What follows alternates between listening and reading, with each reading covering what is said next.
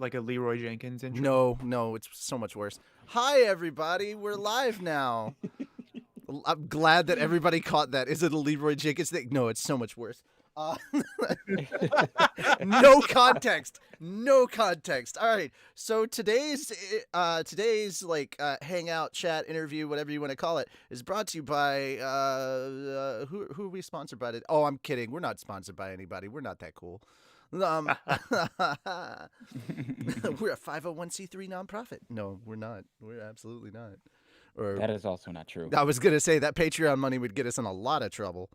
Alrighty, so now that everybody is aware of what type of morons we are, hi, if you're new here, we are the worst kind of people. We make anime parodies on the internet. Yeah. We're the worst kind of criminal. Not sorry. No. But we're here with ChefPK! How's it going, guys? Yay! Thanks for having me. This will be fun. Fun and exciting time. As soon as I saw your crescent burger, I was like, okay, that's it. We have to get him on. Like, he's seen Database. He's rocking out to the song like a nerd, like the rest of us do. Let's get the man on. He's one of us. No joke. Database on Beat Saber, probably one of my favorite maps. Ooh. That song. It makes you feel like you're in the database. It does not feel like it's almost a decade old. That song still slaps. Yeah, not even a little bit. It's actually kind of intense at how good it still is, and I hope that they have a pretty cool intro for season 4 this fall, right? No, season 3 this fall. Season 3. Season 3. And actually, it got pushed back. It got pushed back to January because of COVID. So that's okay. But we have Attack on Titan. You get season 3 of. You get season 3 of Log Horizon, season 2 of Slime, and season 2 of Dr. Stone all at the same time. Oh my god, that's all in winter? Mm-hmm. That's all hitting in January, yeah. Oh, and we get Attack on Titan season 4 this winter. Winter's gonna be a bomb for anime. Well, yeah. Wait, is season 4 happening fall or winter? Because season 4 for Attack on Titan's December 7th. I'm gonna be having lots of popcorn. Okay, gotcha. Oh wow, that is a lot of them close together. I was gonna say if you could use food coloring on the popcorn to make them look like tiny people, and you're just a Titan eating people. So wrong, but it probably has to happen. That's amazing. I'll go get one of those Titan skin suits. The only popcorn joke I could think of that was like better than that was like what was it, the Doctor Who 50th anniversary, and they had the Centaurids. They were like, "We love your popcorn because like as you cook them, you can hear their tiny screams." I was like, "What? What?" Oh man, so much funny stuff coming around food, but it's pretty great. Not gonna lie, there's so many creative things you could do with it. So leading into one of the first questions, because I wanted to let Fel start with this. So quickly, just to say thank you to everybody that's showing up. Ohio Sekai, good morning world. So yeah. I'm obviously a big fan, so I've watched your stuff a couple times. So I have to ask, with the Senku soda, how difficult was it to make? Like getting the actual recipe down and everything? Actually, with the Senku Cola in particular, which is I think my most viewed video, which is kind of insane because I think I hit it at the right time. That recipe in particular is actually relatively easy, mostly because you have full freedom over the flavors and the profile you want, right? Where it just has cilantro, lime juice, honey, and soda water. And so you can kind of pick and choose how much you want of each thing. The hardest part is that when you're cooking honey in particular, as soon as it's overdone, it's gone. Like you can't really mess with it. It just crystallizes, turns rock hard. That was before I would really show too many mistakes because I was like live cooking in a way. And so I would edit it out. But like the first time I had made it, I had overcooked the honey and there's no recovering. So you just have to kind of play with that, where I think like making a soda, it's like making an Italian soda. You know, you could literally add in anything you want and make an Italian soda. And I think that's kind of what they were going with. But since it's Senku, I mean, they just used whatever was nearby, and they were kind of going for like a lemon lime flavor is what it felt like. But at the same time, there's none of that like rich honey flavor in Sprite or 7 Up. So I don't know what the hell they were doing. It's like you went to Five Guys and they have that really cool soda machine and you just started putting in all the damn sodas into one cup. That's kind of what it felt like as you were drinking it. But it Man. wasn't overly difficult. There are some recipes that I kind of throw together and I'm like, oh, like the one I'm working on today. I don't know when this will come out because I work like 2 months out. Are honey lemons from Kuroko's basketball. And I've made honey lemons in the past for a restaurant I've worked in. So you can kind of just wing it a little bit. So Are you gonna be like their coach and just make the full freaking lemons Oh, and just pour totally. honey on them? Yeah. I don't know if I'll go that far because I'm actually using some honey that someone had sent me from Australia. Oh So I'm trying to do it. wow. I'm trying to do it justice, because that shipping cost is not cheap. Oh no. Uh, Oh no. yeah. No, it's not. No, so I'm gonna be trying to utilize that. But I'm also gonna pair it with a few other things, maybe do some crab cakes with it, have some fun with it. But you could I think with something like Senku Cola, the best part, honestly, is the fact that you can have a lot of creative freedom with making recipes like that. Well, thanks a lot. Now you've given me a craving for Five Guys Cajun fries. So Oh my god, they're so good. as soon Put as it in you a said burrito. Five Guys, I was like, oh bro, why? Why do I have to live out in the sticks where the nearest Five Oh. Guys is like over an hour away from me? No. Mine's across the street. Probably to my detriment. Probably like I could probably walk there, order my food, and be back before you guys knew where I was gone. Oh, bro, that's okay. No, we're not. I'm laughing. It'd be like a 20-minute drive for me, but Yeah, that's oh, this is. Yeah, but you're in like the hottest state right now, though, bro. well, yeah. I live in the You live in the Arizonas. yeah. Yeah. When you said hottest state, I thought you were gonna say California. I'd be like, yeah. Oh, okay. Look. I Okay, take Arizona right now. removing the wildfires. Yeah. Removing That- the fact that the West Coast is on fire. Which, by the way, are you okay? Because you're over on the West Coast too. Yeah, we're kind of lucky. We're actually under level 2 evacuation about a little over a week ago. And level 2 was get your stuff together and figure out what you're going to take with you because we're going to call level 3 pretty quickly. Grab all of And your so- cats. Yeah, so cats were ready, carriers were ready, got all the important paperwork. Like we don't actually have like any albums or picture books because everything is digital these days. So I literally grabbed 2 hard drives, took pictures of stuff, and I was just waiting. And I think the worst part is just waiting because Yeah. they never called for an evacuation, which is great. But the smoke was it's- horrible. But it's just like hold was- on to the intensity the entire time, you know. Yeah, and I'm still trying to like Right. edit, but the office doesn't have the best ventilation, so I'm making sure I don't spend too much time up here because the smoke was so bad. And Wow. we were trying to stay in the bedroom because it had the best air quality. Mhm. Like it was pretty bad for a while, and it's still going. But luckily, the past couple of days we've had heavy rain, That's so hopefully good. that That's helps. good. It'll be good until it starts having Right. landslides, but that's another problem we don't have to worry about. Wow. Yeah, welcome to the West Coast, guys. so this is the other question I've been having, and I know this isn't necessarily one for you to answer, but if California were to break off in from the San Andreas, Wouldn't be sad. okay, would it take the rest of the West Coast with it, or would it just be California? Like, I don't understand how that works. So they're like, California would break off, and I'm like, yeah, but what happens to poor Washington and Oregon, man? Like, Yeah, Do they we go would with it? probably we'd probably be collateral damage. Come Like, on, oh no, 'cause- California. Because let's face it, even the Earth itself, nature believes in misery loves company. Yes, Yes. it'd And probably I- take half half the country with how big California is. That is The last holdout would be Texas. Be like, nah, I'm not going with you. You're on your own. it would either be the largest island ever. Yeah, yeah. It would either be like New Mexico or Texas. I could see Arizona drifting. Worst case. Yeah, Neva- Arizona's like, yeah, we got nothing better to No, do. They're like, Las Vegas can come too. Oh, please take them with you. They need water. They need- There's nothing but dirt out there. Seriously, my parents lived out there for a while, and Vegas is just it's a fun city. Until But it is like just- it's just once dirt. you get out of like casino area, it is just desert. Yes, Yes. 100%. Like Yeah, literally, they're like Sin City, and everybody's like, "Oh, it's all this cool stuff," and I'm like, "No, no, no, no, no, no." If you've ever wanted to see like what a pinprick of society looks like in the middle of an absolute wasteland, that is literally Vegas. Like if you guys have you guys have probably seen the Resident Evil live action series. Y- There's one of the movies, I think it was I Resident have, Evil 3. yeah, I have rolled my eyes to many of those. Yes. Oh my god, where they're driving into Las Vegas. I'm like, Yeah. that's kind of what it looks like all Yeah. the time. Just covered in sand.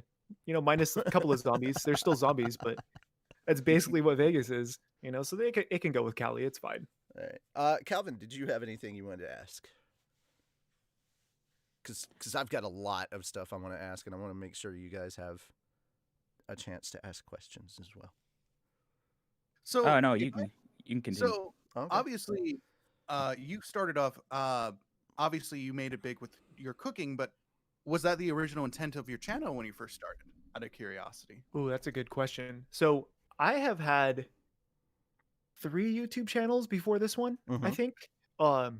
And one of them was I started in 2006 to upload like anime music videos I was making. I think Hey, yeah, I think made my very AMVs. first video was a school project I had done where God, it was some fantasy book we had to do a report on because I was that kid who took fantasy sci-fi instead of English because I said English was dumb.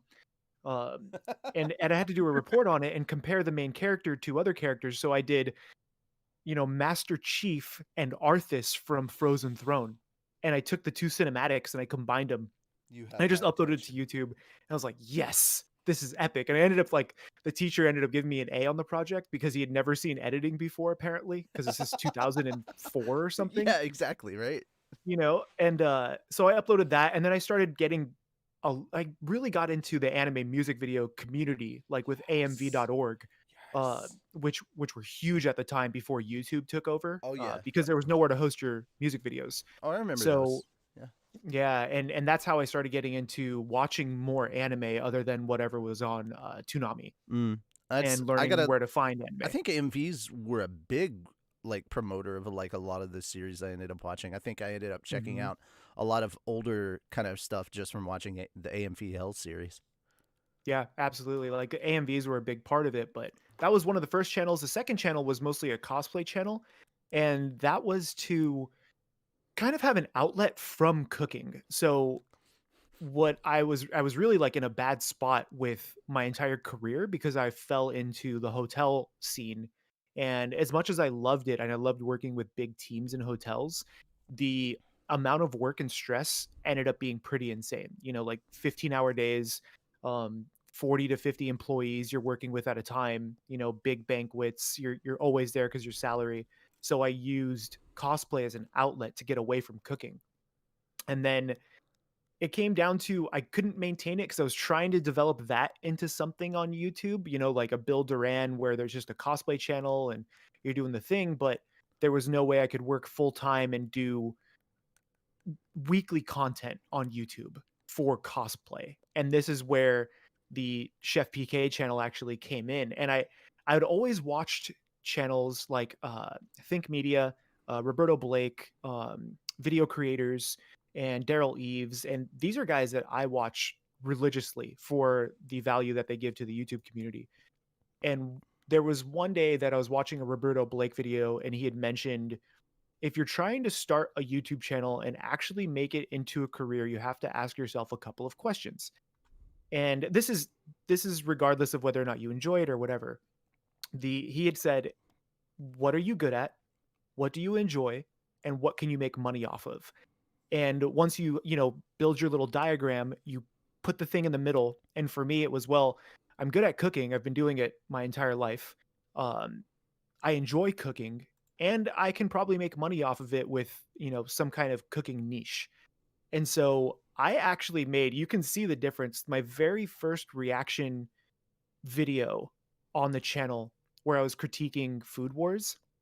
I was in like that was a spot where I'd literally asked the question to myself that day, threw on my chef coat and did a reaction to Food Wars because I knew it was a thing. And so I started doing Food Wars reactions. But as I got through doing reaction content, you start to see all the quirks of YouTube. Hmm. And I know that reaction content can be viral, right? Like you can make a lot off of AdSense from reaction content, but you also have to ask, do you want to be known as just the chef who reacts to anime? Hmm. And the simple answer was no. I wanted to be the guy who taught people how to cook and have fun with cooking rather than just like, oh, review this anime. Oh, review this anime. It's like, that's cool, but I also like sitting in my underwear on the couch and watching anime too. So being able to transition to cooking tutorials also brings in more sponsorships, also brings in more opportunity because now when you really look at it, the biggest reaction channel is who? Sniper Wolf? I have no desire to ever meet her. You know, nothing against her, but that's not the content that I'm going after. You know, I would rather go work with Binging with Babish or like Josh Weissman because Yeah. there's a lot of personal growth to be had from working with channels like that. Right. So that's Mhm. why I started to transition. But I will say the transition from December when I made the switch and said, hey guys, we're going to be doing more food content. And really the only two shows I've reviewed on the channel have been Food Wars and Restaurant to Another World.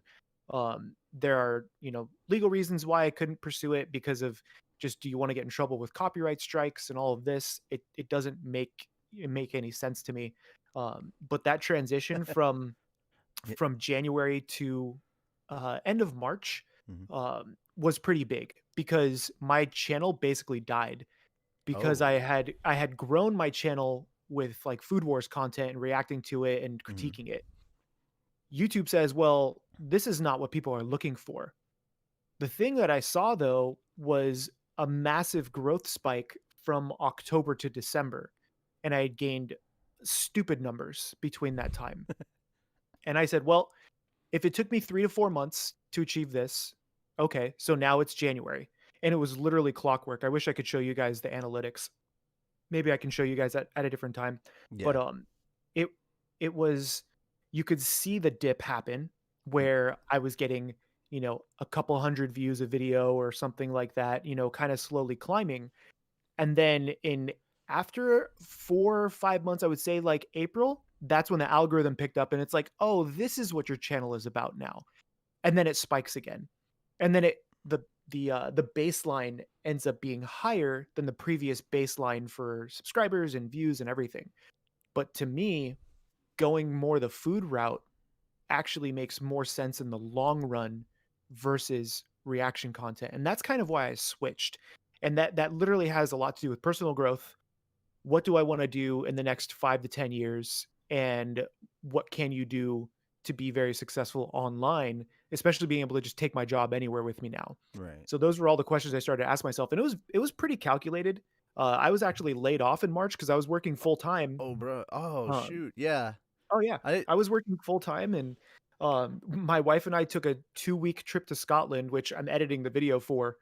And we were just on a vacation Where and I in come back Scotland? to the we went to Edinburgh, Oh, you went to Inverness, Edinburgh.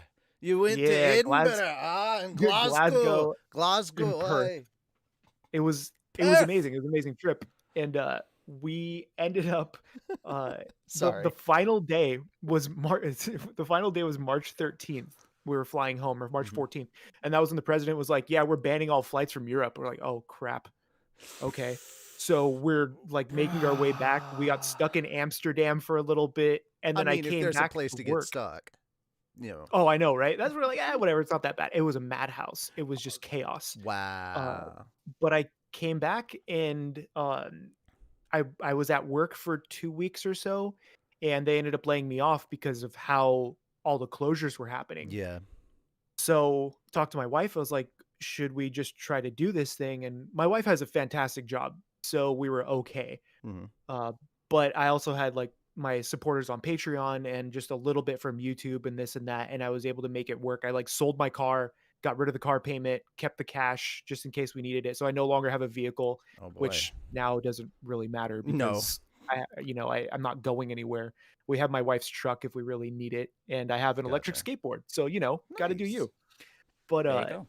yeah, and that's So kind of so when the you're like transition Chef happened. Casey Neistat now. basically. You'll probably see me cruising around town on my one wheel.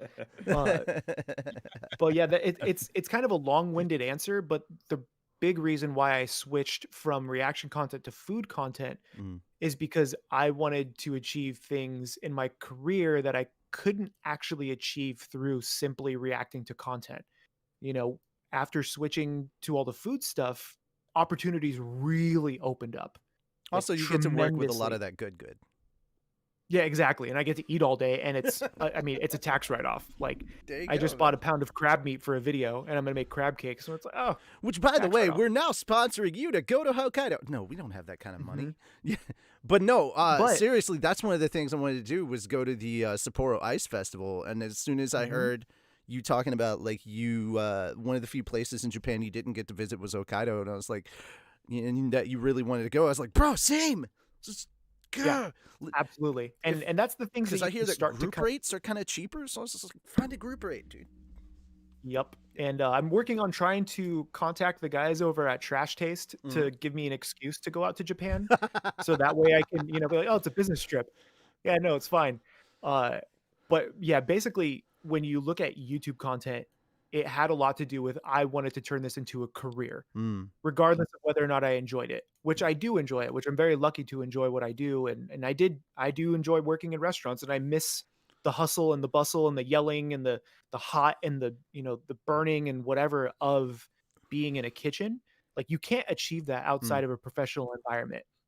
And when you think about that stuff, like, I loved it, but now I get to kind of be creative in a different way and still enjoy it. But it was a very calculated move, and I'm glad it's been working out. So I think in the future there's going to be a lot more that I can achieve Gotcha. by allowing myself to I guess pursue the culinary world online versus the reaction stuff, Yeah. because we all, no matter who you are, you have to know that there is a much lower ceiling with certain content. Oh, apparently a lot of your fans are telling Trash Taste to get you out there. So there you go. Perfect. Yes. Thanks, guys. Thanks. Tell Also, yeah, while you're at it, can everybody just blast Matt Mercer as well to let him know about the Overwatch alcohol video? So oh my god, I would love Matt to watch that. because all right, I'm gonna put you on the spot right here, Chef. I need a Yeah. part two. I need a fucking part two. Yeah, I'm actually in the process of trying to hire Yes. Abigail full time. Yes. Because she's shown a lot of interest in the channel, and she's like our, like, one of those stray cats that you can't get rid of. And I swear, she's like, "Oh, I adopted you guys. I'm just gonna show up." I'm like, "All right, whatever, Abigail. You do you." And she's super young, but she's really driven. So to Yeah. have her help out is great. Hey, Tony. I just sent her a message today. I was like, "Hey, I need stuff from One Piece. What do you got?" Because she's a One Piece fanatic. I've seen like 10 episodes. Okay. I Okay. can't, All right. Tony will get on my case if I don't plug this. Just pass on to her. We have a One Piece abridged that we do as well. perfect. So there we go. I'll pay attention to that. Throw in a food episode, and I'm good. There's 1,000 episodes. Dude, no, What do One you even Piece. do? Well, no, there's like, are they at 1,000 now? They're like 900 and something. Like, No, bro, I'm I'm gonna I'm Google right current now. with the manga. It's ridiculous. Trust me when I say I'm this. gonna It's ridiculous. do a Joe Rogan and pull it up. But and you be like, gotta "Yo, understand. pull that up." But you gotta understand, Chef. One Piece is one of those crazy phenomenons in the fact that it is the #2 selling comic worldwide of all time. And It's just insane. it to me. knocked Batman out of second place, and it's only 20 years old. So who's number one? Superman. Superman. Nobody cares about And Superman. and One Piece is closing in on Superman. They sell 20 million copies, and they are literally done. They're literally printing money. So according to I see Tony's according comment. to- Richie is absolutely right. If he had not plugged that, I would have gotten on his case. Hey, thanks, Tony. so One Piece is at 942 episodes according There to we Crunchyroll. go. See, I knew it was in the 900s and hadn't crossed that 1,000 mark. That is just silly. Oh no! You think that's silly? Let's talk about a little series called Detective Conan / Case Closed that started in the 80s and is still going. Oh no, wait. It is still going. No, Yeah. it's got more chapters than One Piece. The one that started in the 80s was 89. It's a boxing manga, Hajime no Ippo. Even though it's on break right now, Oh, it yeah. started in '89 and it's still going. Like Jeez. One Piece is not the king of long running. I think the longest running manga was started in the 1960s, and it's still going. What 1960s? Yeah, hang on. Now you're making me do the whole Joe Rogan thing. Let me look Yeah, this up. pull it up. What's his What is buddy's the name? longest running manga? No, See, not and I me. can't even read Okay, manga because okay, so I just can't sit and do it. So just as an update, I do it on the. Oh, okay. currently sits at 982 episodes. Kochiro Katsushika. God, I'm not going to be able to pronounce that name. Is in Wait, the what Guinness was Book- 982 episodes? Case closed. Yeah, Currently. 982. Oh my God. Oh, they're well, dude. They passed 1,000 chapters in the manga like a while ago, like a couple of years ago. Longest Well, running manga technically, series. isn't like the whole Naruto franchise closing in on that too? If you consider the original Naruto. Oh, if you're adding Shippuden Boruto, was like if you're 500. adding Boruto to it, then yeah, maybe. Yeah. But like, I don't count Boruto. Like, I still does have a no one bone like to Boruto? pick. I still have a bone to pick with Crunchyroll for daring to say, "Hey, check out this series." Check out the original series where it all began with Boruto's dad, and I'm like, Stop it. bruh, really? Stop it. They- That was one of my like first anime that was like mainstream was Naruto. Like literally, I did not understand what the word cringe meant until I read that, and I was like, oh, so that's what it means. I grew up on Naruto. Like that. Mm. I mean, it came out what 2000? I grew up So in on Sailor Moon, and even though I didn't know it at the time, Voltron. Like Voltron Yeah, was Voltron. Go I Lion. guess technically now was also. I've checked out the original Go Lion, and I'm like, oh my god, the story for this is so amazing. I miss the original music. Like I want the original music. So what are your guys's like first? What was your icebreaker? The first anime Dragon that I Ball. knew was anime was Sailor Moon. Okay, so Dragon Ball, Sailor Moon, Yeah. and then what else?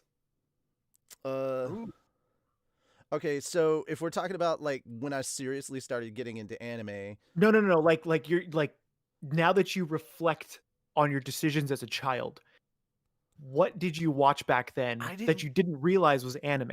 oh, And now you're like, oh, Voltron. that's actually yeah, Voltron? Yeah. Yeah.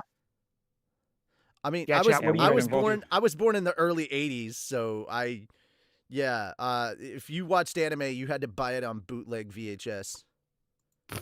bootleg CDs on same. eBay. Oh, I remember that. I got a story for that one. And this was well before the time of the internet. Pokemon, there Oh. you go. Yu-Gi-Oh, Pokemon. I think for me it was Speed definitely- Racer. Oh my God, yeah, Speed Racer. Oh yes. Yeah, Speed Racer. Dude, I just want to say, really quickly, one of the most underrated live actions. That was not a bad live action movie. Speed Racer? Yeah, the Speed Racer movie. That was actually a good live action movie. Is that on Netflix? It might be. I don't know. I feel like it was, right? Also, you guys have to realize I still do have a giant crush on Christina Ricci. Have ever since she played Wednesday in the Addams Family, man. Like, cause I think Christina Ricci's like either a year older than me, but dude, I've had a hardcore crush on her for a long time. Christina Ricci though, man, she was like every person's crush back then. Oh yeah, Ninja Scroll. What? yeah. Ninja Oh Scroll, man. that movie goes hard. But, all right, so a lot of the stuff, like, okay, so Toonami didn't start until I was basically already an adult. Okay, so like, okay, if you want to think back to Toonami when they were doing the Cell Saga on Toonami, and we first got our that was taste like of peak. Super Saiyan 2 Gohan and all that. Oh, I still remember. I still have it on VHS that I recorded every day when I came home from school. This is the greatest thing. I was in the Army at the time. We were in AIT, so we were going through our training courses for our individual like MOS, and so I was on the Kamo base, and of course Kamo, everybody that's in Kamo is nerds, so we do all of our normal Army stuff, and then we head to like the rec center, and we have a we basically hooked up, because we're nerds, that's what we do.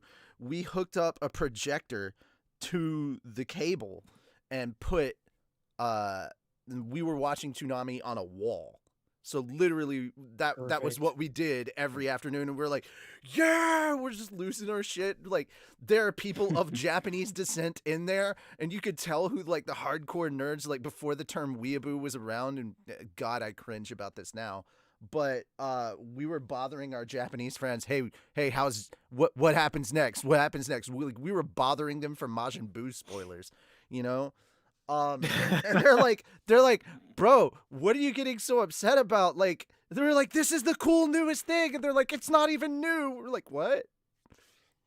Yeah, That's so how it is, though. Like yeah. in the West, you see how quickly we have caught up, especially with simulcasts, Oh, like yeah. with Crunchyroll and stuff like that. But I mean, back then, like you said, you could only get bootleg stuff. And I know you guys have probably gone through this, especially the era that we were growing up in. But the way I actually discovered Crunchyroll was I had a cease and desist letter from my ISP for downloading Naruto. Like straight up, that's just what you, because you couldn't find it anywhere. Dude, And it was all fan subs. to be fair, like if we're jumping into that real quick, because I knew this was going to be a topic, because I assumed that reactions, abridging, we're going to get the same kind of copyright hits.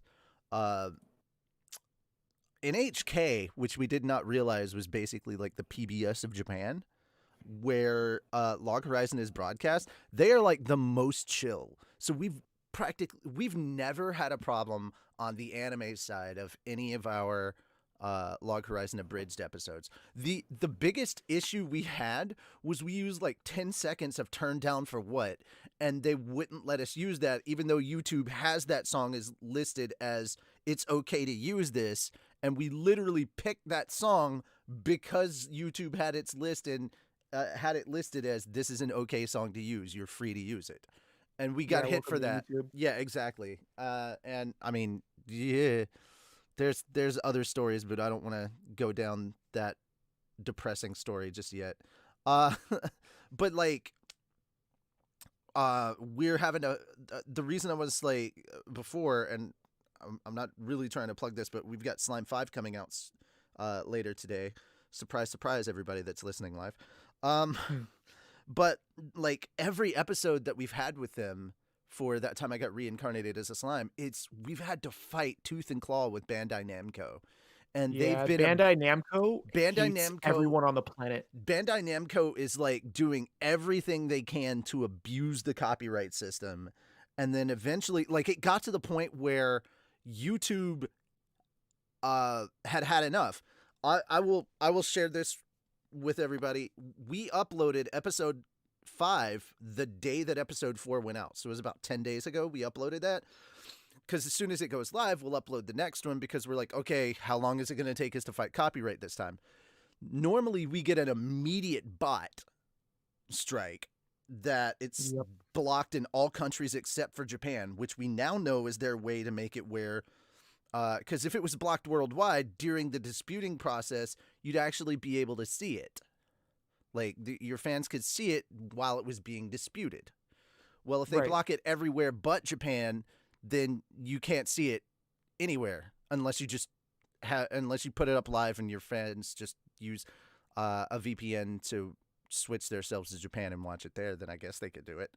But yeah, but that's just a runaround that you're having to do. Exactly. And we didn't post, we didn't get a bot claim, and we didn't get a manual claim. And usually like an hour later, we'll get a manual claim from Bandai Namco and a strike, and then our video is removed until we can, until we can work it out with YouTube and then get our thing back, our video back. But this time, none of that stuff happened, and we were like scared. We're like, okay, we've just been holding on to this thing that's technically good to go because we were waiting on the other shoe to drop. Right. For them to just like, oh, you know what? Nah. And we take it back. A part of me is still scared that as soon as we make it public, that's going to happen. I will say from my experience with it all. So if a lot of people who have watched the first like seasons 1 through 4, I heavily edit all of my videos because I also don't want, my whole thing is like, I very much love supporting the anime community. You know, like I go to conventions, I buy merch, I buy Crunchyroll subscriptions. Support the official release, guys. Also, holy cow, Thomas, thank you, sir. Yeah, Thomas is pretty cool supporter on the channel. Thanks for the donation to Fat Dog. Yeah. But Yeah, I will That say helps my us. my That big helps thing, us with the original content that we're trying to make. So thank you guys. absolutely.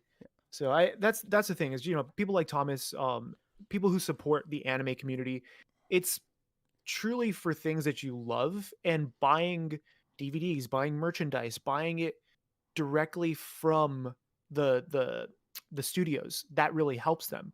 So when I started doing my reaction uploads, I didn't want to be a substitution for the original. Granted, when I started doing Food Wars, like, it was already 3 years old, I think, at the time. Like, I'm not even quite sure, probably older than that. And so it wasn't like anybody had not seen it. But even now, with season 5, I upload the week after it goes live on a Sunday, so that way you can still watch it free on Crunchyroll, with ads or whatever that they have, but it's available. The newest episode is available to watch for free. And I've noticed that, I don't know if it's maybe who, because this is Warner Bros. Who's setting up strikes on my channel. And they're not strikes, they're like the blocks, like you said, Mhm. where they're like, nope, you can't show this to anybody. And I immediately dispute it. I'm like, hey guys, how's it going? It's Paul. Like, just, we have a couple more episodes to go. I would appreciate you of removing your block. This is, just a reaction video, fair use, blah, blah, blah. And within like 12 hours, they remove it. So I don't know if somebody at whatever studio this is, like, likes my content and just says, yeah, whatever, we don't care, or if it's a timing thing, because the amount Mhm. of content that is actually shown without like a watermark or anything is pretty big. I do like Right. the split screen now and whatever. And when I was uploading season 5, I had decided right then and there, I do not care if you don't monetize these videos, just let my audience see them because they want to see them. Who cares? Uh, I don't need them. I don't need that monetization, but Matt, they ended up really passing it. quickly. Sorry, Matt, Oh really yeah. quickly to answer your question. If you want that money to go directly to Chef, we can send that money directly to Chef. But when you donate No, here, no, it no. typically goes to Fat Dog. So No, that's just totally cool. Support Fat Dog. oh, thank you. And then, yeah, support Fat Dog, and then I'll plug my new T-shirt line when we're done. Yay! um, but yeah, with the anime community, like what you guys said earlier, with conventions, Mm. conventions show that people are interested. You go to a convention, you may spend $100 or $200 or whatever the case is, and you're buying merch that supports those companies. And to me, that's super important. So when Also, you see, like, but I'm sorry, go ahead. but there's also, and I want to get this out there. Not everything that you buy at a convention is legit. There are some bootleggers, and cons are clamping down on that because they are also trying Yeah, to support the official release. But anytime you buy or look at something, look for specific things. Like, typically, if the licensor is like somebody like Funimation or Crunchyroll or stuff like that, like, they'll have something on there. Like, I've had to start doing that with wall scrolls.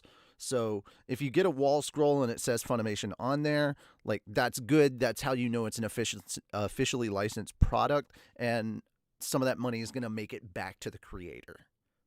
yeah, So exactly.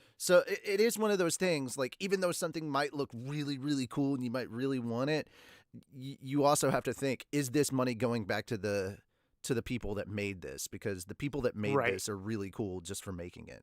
You know. right. And So. I think it's pretty rampant in the community. Just like you guys had mentioned that, bootlegging is the thing. Like, my first bootleg, and I didn't realize it was a boot. Okay, I had a cease and desist letter. Cox Communications was like, bro, you can't download Naruto episode 212. And I was like, damn, you guys actually know. And that's when I discovered Crunchyroll. They literally sent me an email saying, go to Crunchyroll. It's like, oh, Yeah. sweet. $7 a month. I have access to unlimited anime that does help support the industry. Mhm. Perfect. I Yeah. don't care. Absolutely. I've literally been subscribed to Crunchyroll for 11 years, Oh. and I don't care. That's why But I kind of roll my eyes a little bit when people are like, "Oh, anime's so expensive." I'm like, "Dude, I have 5 box sets of Ranma 1/2 that I bought from Suncoast because that was the only place yeah, you could get Suncoast. because that was the only place that you could get freaking anime back then, and they cost me $149.99 a piece, but I Yeah, got them. I have the original box set of Evangelion, and Yes. and Of Shinji I getting the bought it fucking because robot. Right. Yeah, exactly. And it was one of those things where I bought it and it was like $70 and I don't even think I ever opened it. I think I watched like season 1 on because I'd already seen it. Hmm. But I was like, I want to support it, so I bought it and we won't talk about the last episode, but um when you do stuff like purchasing merch, it's it doesn't even have to be a lot, I'll- but even just watching on Crunchyroll or whatever, like the first bootleg I ever bought was literally Love Hina because I was so Lavina! into I was Yes! literally so into I've like got the manga slice of right life. behind me, baby. Yes. Oh, stop! Like okay, so I ordered. I I'm was gonna like, do oh this. damn, I'm it's gonna on do this eBay. just so you can kind of see. Like nobody on the Wait, stream will see. Oh darn oh it. oh Mike, all right, hold on. I have to unplug my freaking camera because my camera's not. I don't know why my webcam is doing this. I have to unplug it and replug it for it to work. I don't know why. Evangelion is the series that got me in trouble. Eva. So Again. yeah, Evangelion Yeah. is definitely one of those series where There you're we go. watching it and you're like, I don't know if I if I'm denouncing my faith watching this or oh yeah, perfect. Look at Yeah. all that stuff back there. That's great. I love that. This shelf, this And shelf and the I top love of that this stuff. shelf are all manga. Like all of that is manga. So, because I love reading, because I'm a writer. So that's like a big Yeah. part. If you wanna get better at writing, read. It's like Yeah. But yeah, I just wanted to be like, hey man, yeah, I got Love Hina sitting right here. It's hidden Love Hina behind was my keyboard, was but it's definitely I feel like so Rent a Girlfriend is there we go. There we is go. this, like it's such a dumpster fire, but I love it. Oh shoot. It's not as bad as Domestic Kanojo because Domestic Kanojo was just my god. I don't even know if you can legally show that to people anymore. Or why are you here, teacher? Like, guys, Okay. don't go searching for this stuff if you're underage. But like Love Hina was one of those things where there was a very big payoff at the end of the series. Oh, yeah, And so big I time. enjoyed it. So I wanted to support it. So I bought, the DVD with episodes 1 through 24, which I thought was super suspect, even as a younger person. And so I ordered it. And this is coming from a guy who used to burn a lot of like music onto CDs after downloading them or whatever. And I get the Love Hina tape or the DVD, and it's in this super thin package. This is from eBay, super thin like DVD box. Oh yeah, you definitely Open it got up, the bootleg stuff. you know. Yeah. Oh yeah, and like there was like that's a cover how print. that's the only way I could get One Piece back in the day. Like the one, and it was Yeah. sub only for One Piece, Yeah. and it was those Yeah, things. And I thought I was supporting what the was- official release too. Right, and that's what you want to do. And so I opened it up. I looked at the back of the DVD, and you could see the burn marks from where because that's how DVD burners were back there for all you youngins. Yeah. You could see the lines where the image was burned. And Give it I about popped- 10 more yeah. years, and we're gonna be like, I remember DVDs. Oh my god. Yeah, exactly. So I pop it into my computer at the time that actually had a CD-ROM drive in it. And I start watching it. I was like, these are just fan subs. Yeah. Just straight up like the same yellow like Date Bio fan subs. And I paid $20 for this on eBay. Bro, And I remember datebio.com. Oh yeah, I sent these guys an email that I had bought the original or that Love Hina from. I was like, hey, this is clearly a fake, and I want my money back. Please don't let me report you for sending bootleg merchandise by USPS because they sent it through federal mail. So I'm like just doing all these. I'm like, just give my $20 back. Like, and then I went and bought like a Love Hina t-shirt from like Crunchyroll or something like that. I was like, that's awesome. I'd rather do that. Oh Yeah, there are lots of reasons to support the anime community. there is a place in Dallas. I have to get Eva to tell me where it is, what the name of it is. But if you make it down to Dallas, it's apparently where a lot of the writers and directors at Funimation go when they pick up a new series. But they sell a lot of manga and anime stuff, and you can actually, here you go, you can actually find the Japanese stuff. So I actually have the very first Japanese volume of Haikyuu. Yeah, Dude, I have Daichi's jersey behind me. See, I'm gonna get the my cosplay that I want to do because you can see like I've got short hair because I Yeah. started losing it really really young, but I want to be Tanaka. Like, oh man, Perfect. I'm just do it. Haikyuu just keeps getting better. That's all you need to know. There's some really good There's some really good stuff. Probably the best description for a lot of shows that I'm trying to tell people about is like, if you haven't seen, like, okay, there's some shows that I think the dub is better than the sub. Cowboy Bebop is one. Yu Yu Hakusho is another.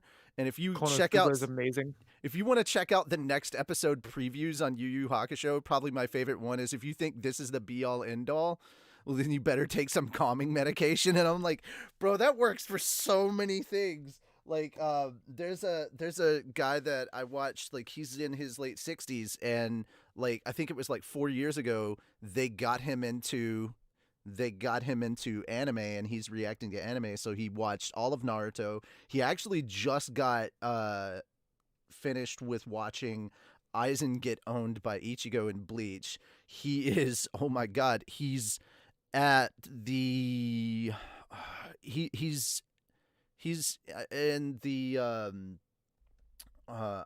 Mermaid Island arc of One Piece right now. So like he's like halfway through where they're at in One Piece right now. And like he's watching a bunch of stuff, and they've been getting him to watch Haikyuu on the weekends and like a whole bunch of other stuff. And what's been really cool is watching this dude that's like just this guy who's like later in his 60s, and he's just like full on into it. He's like, this anime is so good. Like, they've got him to watch High School DxD. Oh my god. he's like, yeah, keep sending me anime titties. He loves. Yeah, that's amazing. Like, he basically got into it because they were like, hey, you should check out DBZ Abridged because it's really funny. And he's like, oh, I like funny stuff. And this is like an ex pro wrestler guy, and he's just got a great sense of humor. I know I'm plugging other channels. If you get the chance, Spaz Boys Comedy, guys, check it out.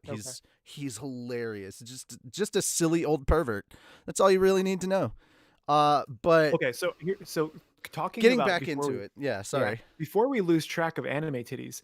So for you guys, no, never lose track of anime titties. Okay, so I have this in my head because it's still one of my favorite anime of all time, even though I kind of got the shaft. But what was the first anime that you're watching, right? You didn't think that this would happen, and then all of a sudden, boobies. Like, just what happened? What anime were you watching when that happened? Suddenly, boobies. Exactly. Oh, geez. I actually have to think about it. I do have to think about it, too, same. because you were like, suddenly, and I was like, well, I was going to say Sailor Moon, but that was all legs. Let's yeah, be that was real. legs. That was legs. Right. No, I I'm was talking about like full on doujinshi. Came out. Oh man, suddenly titties. Yeah. I don't know if I have one of those suddenly titties. I think what? No, I think the first thing that like, because to me, Tenchi Muyo. Okay, no, Tenchi had plot. Muyo. Tenchi definitely had plot. It had plot, but I don't think Tenchi had like No, it didn't. But I was also kind of thrown off by the fact that there was like nipple, and I was like, wait, whoa, they just showed nipple in this. Yeah, okay, yeah, no, I got it. One of my favorite quotes is still from the original Tenchi Muyo series. Onegai teacher. Oh man. Yeah, that one. Yeah. I thought, because you think it's gonna be this nice wholesome thing, and then suddenly sex, and then we're like, wait, yeah, what? oh yeah. Like I was watching it with my mom. I have never felt more uncomfortable in my life. It's amazing. Because my mom is a teacher, and I was like, oh, okay, this ought to be cool. I'm sitting there watching it with my mom. She's like, I don't want to watch this, and I'm like, I want to keep watching it, but not with you. Not with you, Mom. Not with you, Mom. No. Ever since then, I cannot get my mom to sit down and watch any anime. It doesn't matter how wholesome it is. I've tried so hard to get her to just sit down and watch Fruits Basket because story-wise, I know she'd love it. It's just like, nah, that stuff's weird. And I'm like, it's not all like that. Oh. It's like that meme, the anime you're watching, and then the scene that shows up when your parents walk in. Yeah. Oh, that yeah. meme. Yeah. So mine, it's so bad because you would never expect it, was Air Gear. Okay, Yoshimi. Okay, funny you should mention that. We also have an Air Gear abridged. So yeah, right. Air Gear was like, oh sweet, it's like Jet Set Radio, the anime. Like, Yoshimi, I love Jet Set Radio. Yoshimi. Oh, don't give Jet Set Radio Future. All right, some bomb ass music in there. Yoshimi, clearly you are not familiar with. Clearly, you were not familiar with this man's channel. A big reason why we watch, and yes, I am subscribed to your channel. I am a lurker. I don't really comment, but I sub and I watch. is because he makes a shit ton of food from Shokugeki no Soma. Like, he makes a shit ton of food from Food Wars. So please go check out his channel and salivate over the food the way that I do. Go right now. Right now, go sub to his channel, then come back. We'll wait. I'm gonna post this in. In what's it called for you in Discord? In Wow, Discord? guys, anime stuff is brought to you by now. Because of What's it called? Discord?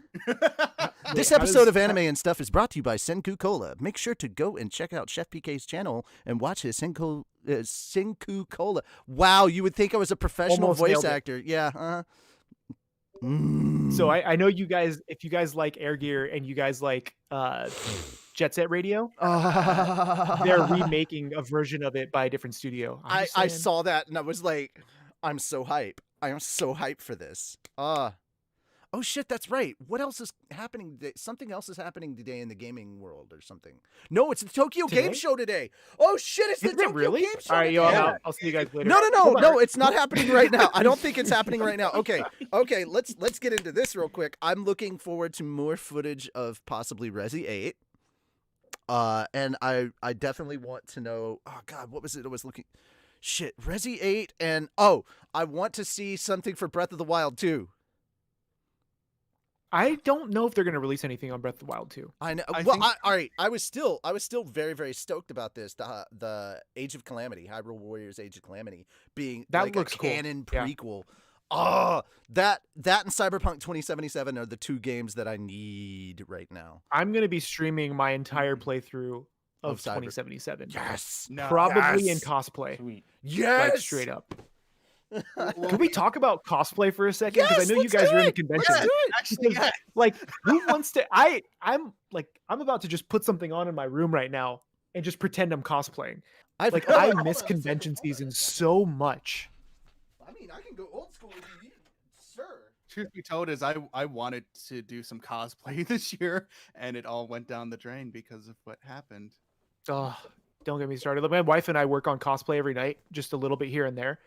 And we normally go to about 12 conventions a year plus Ren fairs. Wow. Hitsugaya, like, which one do you want, bro?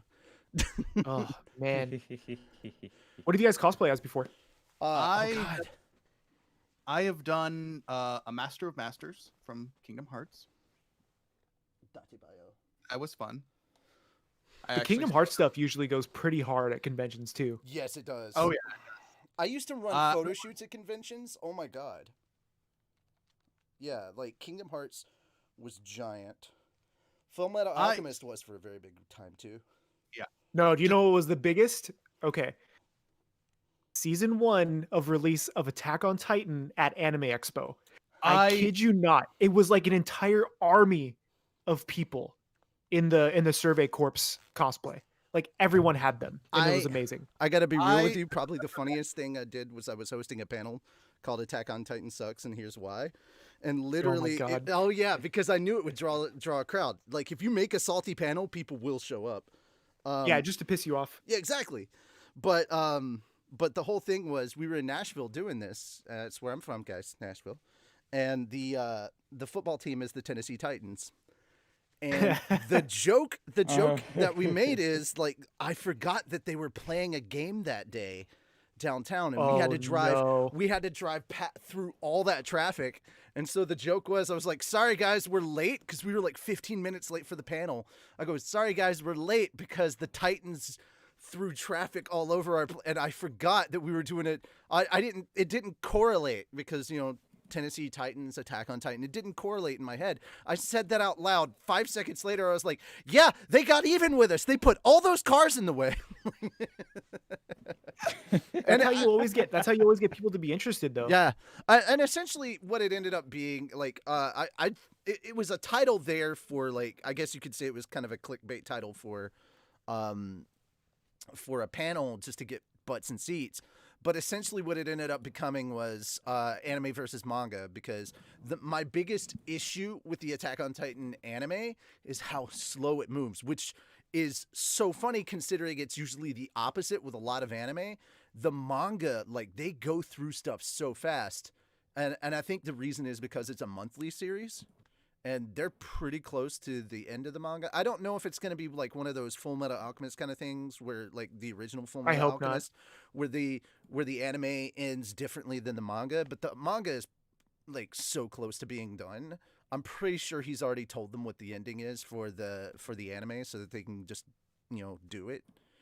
I would assume so because I mean season 4 is the final season. It's kind of like how Horikoshi told them how he was initially planning on ending the manga for the most recent, I think it was the most recent My Hero Academia movie, because in that one Deku shares his power with Bakugo, and he said that was originally how the ending was going to be, but now he's changing the ending for My Hero Academia a little. And I'm like, oh, okay, cool. So Fine. yeah, I was like, oh, well, I mean, that was a pretty dope ending if that was initially the ending, but now I'm like, oh man, I wonder what the ending's going to be like now. All right, I'm going to Is there oh they what? Hold What? on. I was just looking up My Hero stuff. They Mhm. actually have 2 OVAs right now Oh yeah, on Crunchyroll. Yeah. I Guys, haven't watched those yet. go check out Crunchyroll. I mean, you don't have to pay for it, but we do highly encourage it.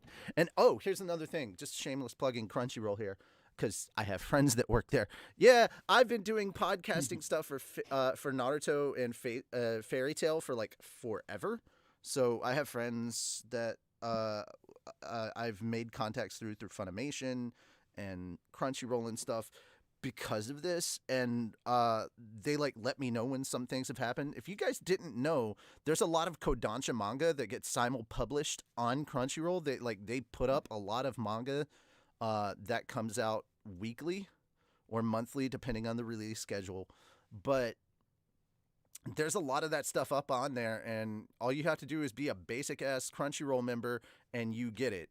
Now I'm also technically I have my Crunchyroll membership. What I do is I use Verve because I'm getting like High Dive and Rooster Teeth and all that stuff with it, and it's just it makes more economical sense for me.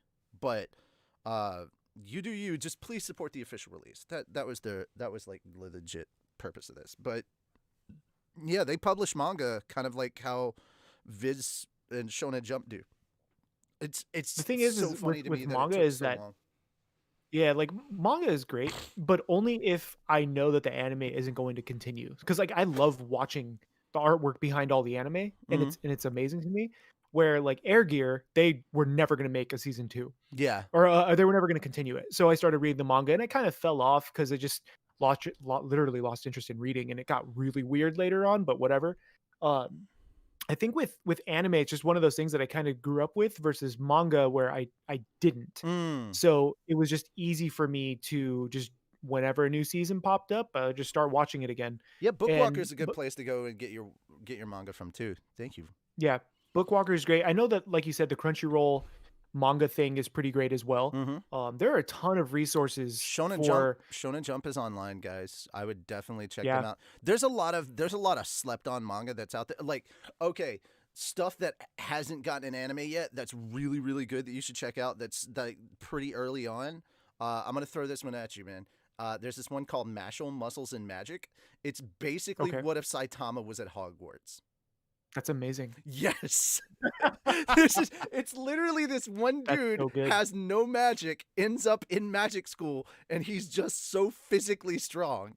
So it's like Rock Lee. Yeah, but kind of a little bit of Saitama's personality, a little bit, you know? Oh my It's just God. You're so gonna have to post that in Discord. Mashal, Muscles and Magic. It's a hilarious comedy, guys. It's hilarious. See, I think people sleep on comedic anime because everybody is into shonen. Everyone is into shonen. This is in Shonen Jump. This is part of Shueisha's lineup, but it's just there's a lot of good comedy stuff in there. Like, guys, don't sleep on Gintama. Gintama's hilarious. Yeah, I still have yet to watch Gintama, but I hear it's hilarious. It is long. Like, I'd say it's about half the size of One Piece. Like, and the joke that they make is, how are we still running? Because we should have gotten canceled by now.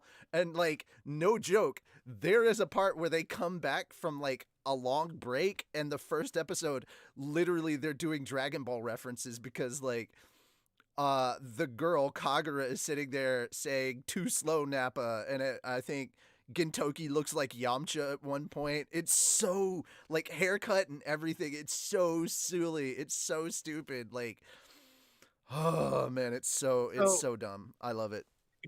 getting back to, if I can drag it back to cosplay for a quick Oh sec. yeah, sorry. What were some of the cosplays you were planning for this year? I was planning on remaking my Ruby Rose cosplay Ooh. from Ruby, and I used to sell and commission Crescent Rose Nerf blasters. So I would like make them from scratch, like 3D print all the parts, the whole 9 yards. So I really wanted to remake that, and that was a lot of fun. My other one was an Akali from League of Legends, like a gender bend of that. I actually gender bend a lot. So I've actually cosplayed as all 4 Ruby characters as a male version of them. This year I was heavily focused on I know my Lindsay would Cyberpunk. be down with that. Yeah. Yeah, this year was because of how much I've been doing uh with the channel. I've decided to focus in on one cosplay, and that was just my Cyberpunk cosplay. And I think the best part about that is that I can be super creative with it because you want to capture the cyberpunk aesthetic, but you don't have to like the thing with cosplay. Some people are like, that's not what that character looks like. Why are you a man? I'm like, don't worry about it, bro. Like I got a people transforming cosplay how crescent they rose want. that shoots. Yeah, right. Yeah, and for me, it's just the cyberpunk that I'm working on, and I'm still working on it. I actually just filmed a cyberpunk video for some of the food, so that was fun to do. Oh. Yeah, and I'm like, I'm all about, because Oh, that's exciting. I've loved the cyberpunk just genre. I grew up reading like Neuromancer and stuff like that, and the cyberpunk genre and the dystopian society and all that stuff. I love it. So I got super invested into my cyberpunk cosplay, where I just bought a blade for my lightsaber to be like a beam katana from the Tiger Claws. I took their Tiger Claw logo and I threw it into my Cricut and cut it out as like a foil stencil. And I took an old leather jacket, dyed it black, added red and blue strips to it, like the whole 9 yards, add the Tiger Punk logo. Gonna do something with lights. I don't know. I have some friends who are really good with LEDs where I'll be walking and like lights will start pulsing and Nice. stuff. So, Ooh. we try to go hard with a lot of the cosplays, and like Abigail, the one who did the Overwatch video, I met her through cosplay. So for us, like cosplay has been a big part of our lives in the past. For me, for a long time, since like Anime Expo 2008, maybe. I That's kinda can't. I cool. can't Like- hear you say her name now, Abigail, without hearing again going back Jennifer Hale in my head yelling, "Bob, do something!" Oh yeah, yeah. She's basically that person in real life. Ash is voiced by Jennifer Hale. There you go. So there you go. Now you're like, who does Jennifer Hale voice? I'm like, there you go, Ash in Overwatch. Yeah. Yeah, with It's kind with of funny cosplay to this hear year, that. it would have been a lot of fun to be able to actually go to conventions this year because Right. we had so many planned. But I think one of my go-to this year would have been my Cyberpunk, because it's also very comfortable to wear, which is surprising. But I also have a really good Yasuo that I had made, and I did a Yasuo from League of Legends plus a Maria Calavera Grim Reaper from Ruby, and I mashed them together. Oh, that's And- so cool. Yeah, She's so been I- one of my favorite new characters from Yeah. the last 2 seasons. Like, and I kind of loved her when they first introduced her. So I took it upon myself, and I took her weapon because she only had one later on in the show because one of them was destroyed. So I took one of them and I recreated it in AutoCAD and 3D printed all the parts and made a full like version of it also after painting it and whatever. Also, really quickly, just want to send a shout out to Rooster Teeth. Thank you guys for not being mean about reactions to Ruby. Like, they have been one of the most chill. If you want to do, Yeah, they're actually really Ruby good about that. reactions. Yeah. So just hats off to them, because they're one of the few that gets it. They're like, dude, reactions boost our views, and they're like, right? Yeah. Yeah. And I don't think a lot of companies realize that. Yeah, reactions are like promos for shows, and they're like, well, "You're stealing our content." I'm like, you do realize most reactors aren't actually stealing your content; they're cutting it up. I don't want to get into it, but there are a few that are basically like showing the entire thing, and it's like, why?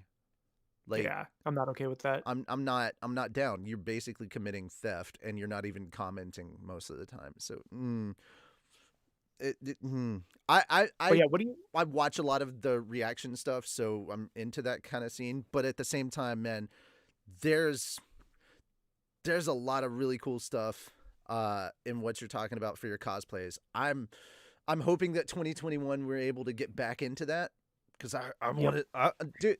All right, I'm following you on Insta. Right now. So what were you guys planning on, or if you were cosplaying, what were you going to try to do this year? Oh man, I haven't cosplayed So, forever. so I Go ahead, Calvin. I'll talk Um, after. so it was kind of cool listening to you talk about cyberpunk. I'm on the opposite side of punk. I'm steampunk. Nice. So for like a good 6-7 years over at Kineticon, I would put together like all different steampunk outfits. My favorite was my fall steampunk outfit, and during the fall I would grow out my mustache. You give me a month, I start looking like Wilfred Brimley, and so with my Diabetes. so if you're like me and you have diabetes, sorry, but so I would do like a Western themed steampunk, and with my cowboy hat and the glasses that I wore, I basically looked like a steampunk Teddy Roosevelt, and it's one of my favorite outfits. And like I really want to do that again. See, I love the steampunk aesthetic as well. Like my wife is actually more into steampunk than cyberpunk. And she Oh, has right been on. working on making like steampunk jewelry in a way, and she loves it. It's just what she Ooh. does when she gets home from work and hangs out. I love Um, seeing her when you're like, hey, try this, and she eats it. And she's like, gives that little shoulder shimmy. yeah, and after a That's while, that she's like, I don't want to be on camera. I just got home from work. I was like, that's cool. You do you, whatever the case is. But she's been working but on feed me. a lot of that. Yeah, exactly. But feed me, but just don't acknowledge that I'm here. Feed me, but not on camera. Yeah, yeah. The steampunk stuff, man. I've always wanted to do like a steampunk version of something off the wall, like a steampunk Goku, something weird like that, Oh, where when you're Ooh. shooting, like when you're shooting a Kamehameha, maybe he's using some kind of a device, whatever the case is, and you just play it up, and that's what I think I've really already got cosplay should be I've already about. got the widow's peak. Can I be your steampunk Vegeta? Perfect. Yes. That to me is why I like Yes. cosplay, because you can capture the feeling of a character without doing one-to-one. Like I love Yes. one-to-one. I think they look phenomenal, but I like mashing things together and hoping for the best. Nice. What about you, Fel? That was, I know that myself. I was going to try doing a Zenitsu cosplay this year. I thought that would be fun. I know ooh. one of my future cosplays that I've been dying to do because I'm such a big League fan, and you talking about League has like, yes. I want to do a final boss Vagar cosplay so bad. Oh, nice.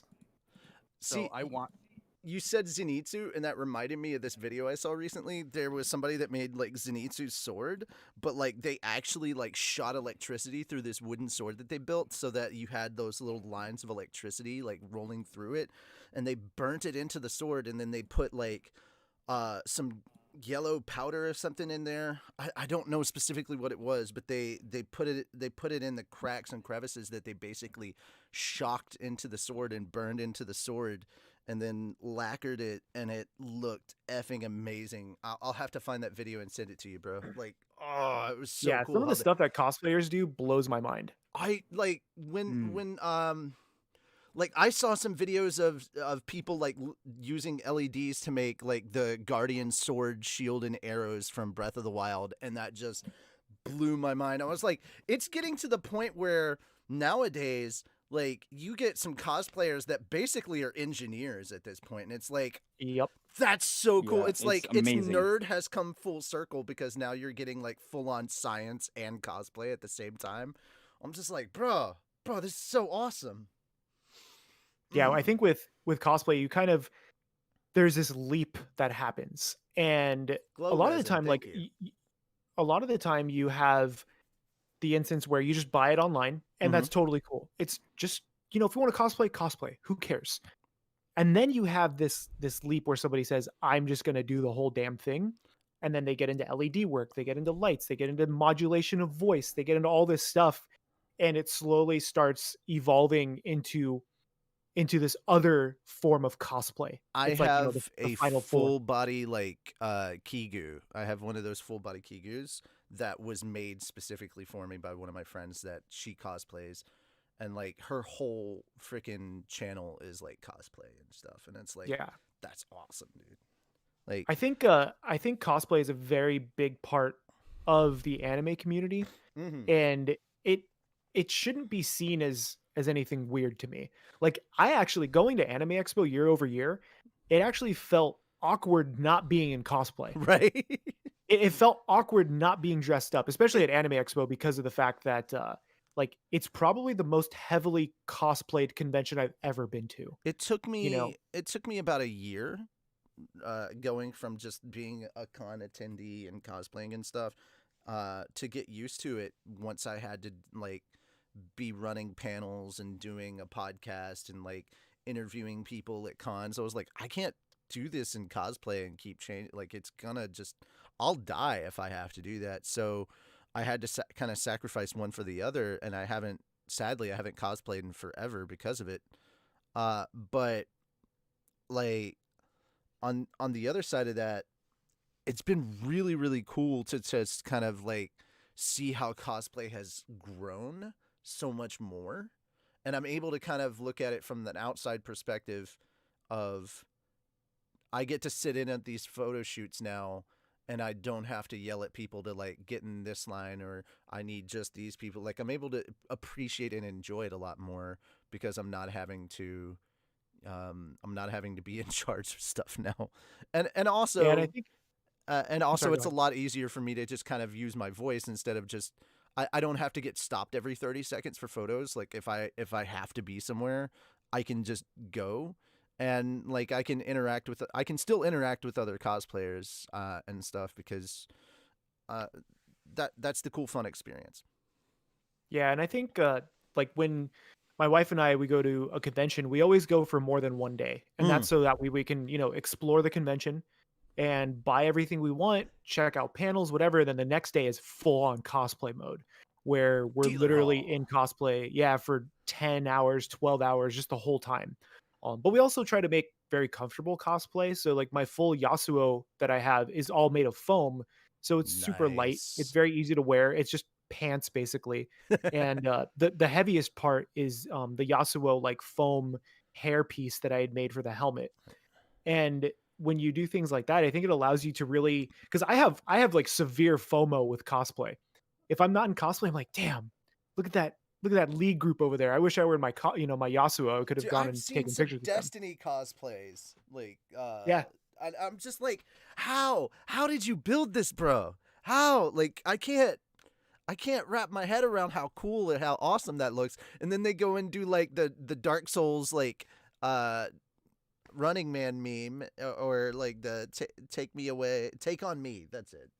Uh, So th- are you guys all in different parts of the country yeah, for conventions? Okay. Yes. I've also kind of like fell for work. I've traveled to conventions all over. Like, I've been to New York Hmm. Comic Con. I've been to Anime Expo. I've been to I've gone to Dragon Con 3 times as press, which is like the craziest thing because I got to sit down on like a group interview and then talk to Bill Farmer afterwards. Like, literally, I talked to Goofy.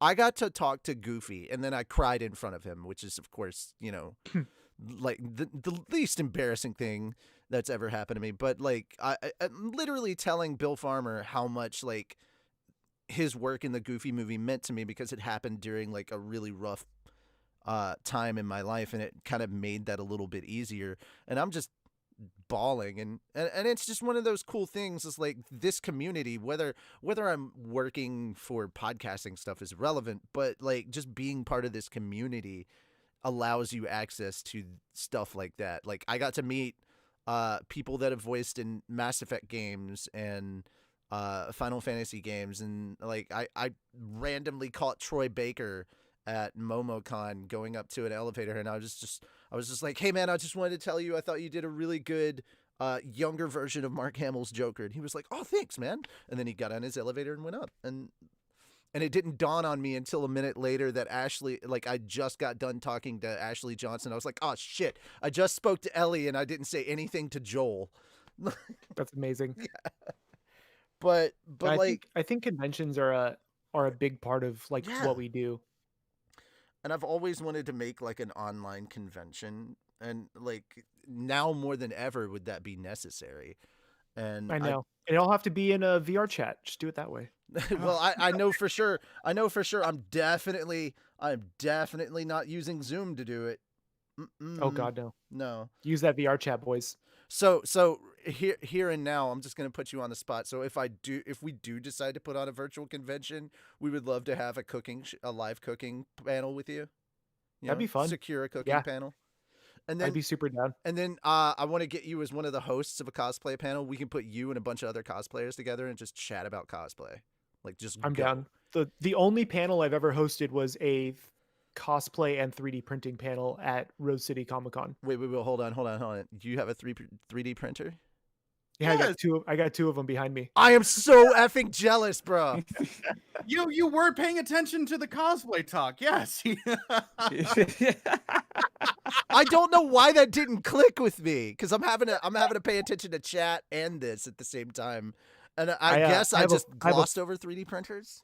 So, Fel, I know you like So League. fucking I have a jealous. full size. So I did this for a Wacom sponsored event.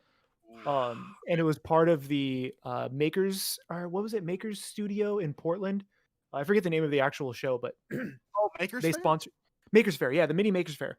Yeah. So they sponsored me to make a prop, and I made a full size Dawnbringer Riven sword.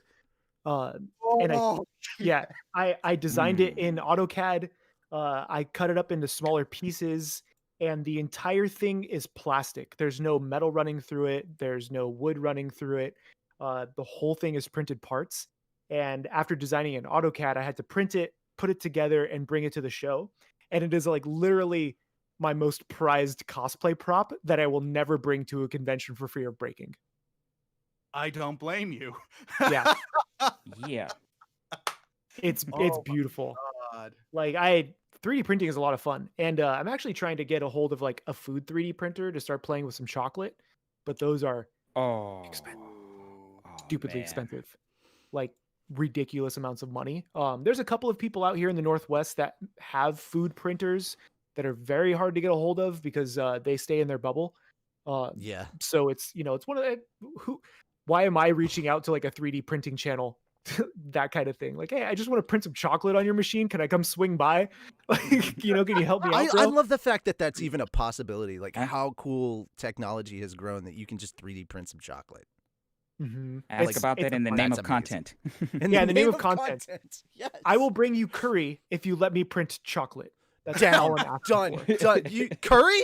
I love curry. I love curry. Because I've been wanting to do the curry from Food Wars during the festival that Alice makes with Rio and Hayama, but the centerpiece is really that printed chocolate piece. And I'm looking at it, and it has all these ribboned layers and stuff. And me knowing 3D printing, I'm like, do you know how impossible that is? You actually, I don't think there is, because it's two colors. It's white chocolate and dark chocolate.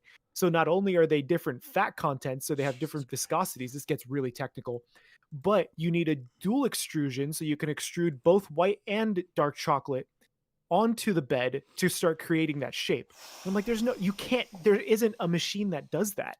So, it's anime, so it's cool, but at the same time, I'm like, I'm better off just trying to like make my own chocolate and then make a mold of some kind, just like Matt had mentioned, and just make my own thing. You just want to make your own chocolate and eat it too. I just want to print some damn chocolate. There's a couple of really cool videos out there that do it with a single chocolate extruders and make like entire vases out of chocolate. All right, But really the chocolate quick, I tastes want like crap. to hit up two quick things. One of them is to answer a question that you kind of asked before. So we have you're in Portland, Fel is in Phoenix, Calvin is in Brooklyn, and I'm in Nashville. Well, hour and a half outside of, but basically Nashville. Okay. And number two, now that I know he has a 3D printer, because we've got 3D modelers that we're working with on our original stuff. So when we get our original characters for Infinity's Light, we'll send those over to you, and if you want to print them out on a 3D printer, we'll pay for that. And if you end up making two, and you can keep the other one for yourself, like go for it, dude. We've Yeah, got sounds like fun. just really quickly, just to kind of explain our original series. I'm the writer and the director for a project called Infinity's Light. Calvin is our editor for both video and audio, and he's composing the entire soundtrack. So if you're looking for like some original music to have in the background, I mean, I'm still saying I'm down here with your lo-fi Zelda because I listen to the same shit. So like every time I hear it, I'm like, I have that. But like if you're needing some music specifically to avoid copyright, like if you want to have some original music for your stuff, hit up Calvin, man. Yeah, for sure. I'm all Yes, about yes. supporting other creators, There you go. no matter how big or small. Like I try to do it as much as I can. I know sometimes it falls to the wayside if I just get overwhelmed, but it's one of those things where I had somebody send me a really sick like Yukihira Soma kind of intro clip that they had Oh, that's produced. awesome.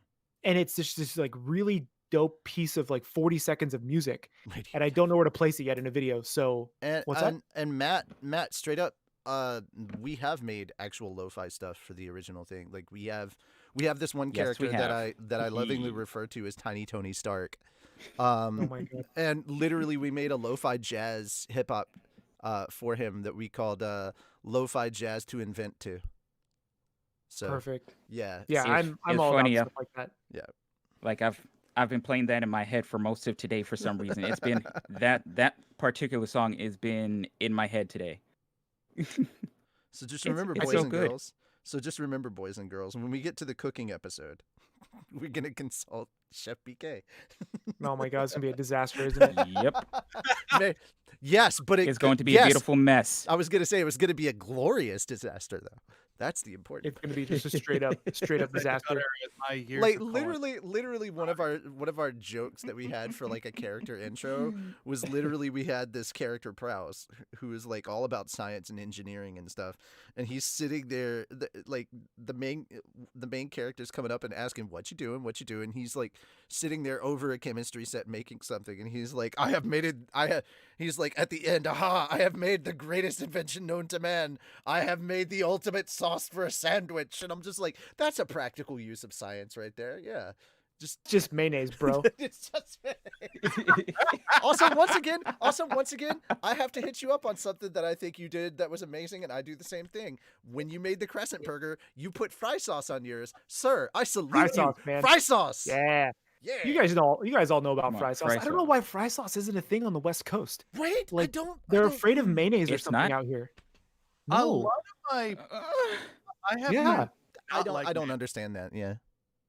No, the first time I had it was in Idaho. I'm like, what is happening on the West Coast where they don't do fry sauce? But then you go to In-N-Out and they give you Thousand Island. That's fry sauce. That's They just call it Thousand Island. Yeah. It's yeah. Granted, fry sauce is a little more basic than what goes on in a Thousand Island, but it has its own place. But I've also And, like- also done some weird stuff. Like I've had chili cheese fries that I've put like sriracha mayo on. Oh, I'm it's like, so good though. I'm like, but I want There's that nothing spice. wrong with that. I need that No, I just that want to spice. rub it all over my body. That Same. might be, what happens that when I might be talk about food. hazardous I to don't- your skin. That I- might be hazardous. I to your like skin. it's Just a it's tad. it's funny because on the tingle channel means it's I working. try to keep it kosher, but Uh, it's and a lot of people ask me, CJ like- says Washington does fry sauce. wait, what? Since when? Yeah, since when, man? Come on, CJ, fill us in. I don't think so. I mean, I've only been to Washington to go to Comic-Con, so I wouldn't know anything about what they got. Emerald Coast. Oh yeah, Okay, Emerald City? Emerald City Comic Con, or check out SakuraCon, because if that comes back, we're gonna try and be there. So yeah. Let me know. we can like hit I'm you up supposed in to be- person. Yeah, man. Yeah, I'm supposed to be at. Depending on what happens next year, I'll be at. I mean, this is probably a pretty big list, but I'll probably be at Emerald City, SakuraCon, Rose City, Anime Expo, They San call Diego. it they call it special sauce. Yeah, special sauce. Is that special sauce? Yeah, it's just But, special sauce. Yeah, you don't want the special sauce. Hey there, paper boy. I got some special sauce for you. I will say, man, it's there are some things that I've made on the channel where I'm like, this is kind of an everyday thing now. Like the first time I had umeboshi, Oh yeah.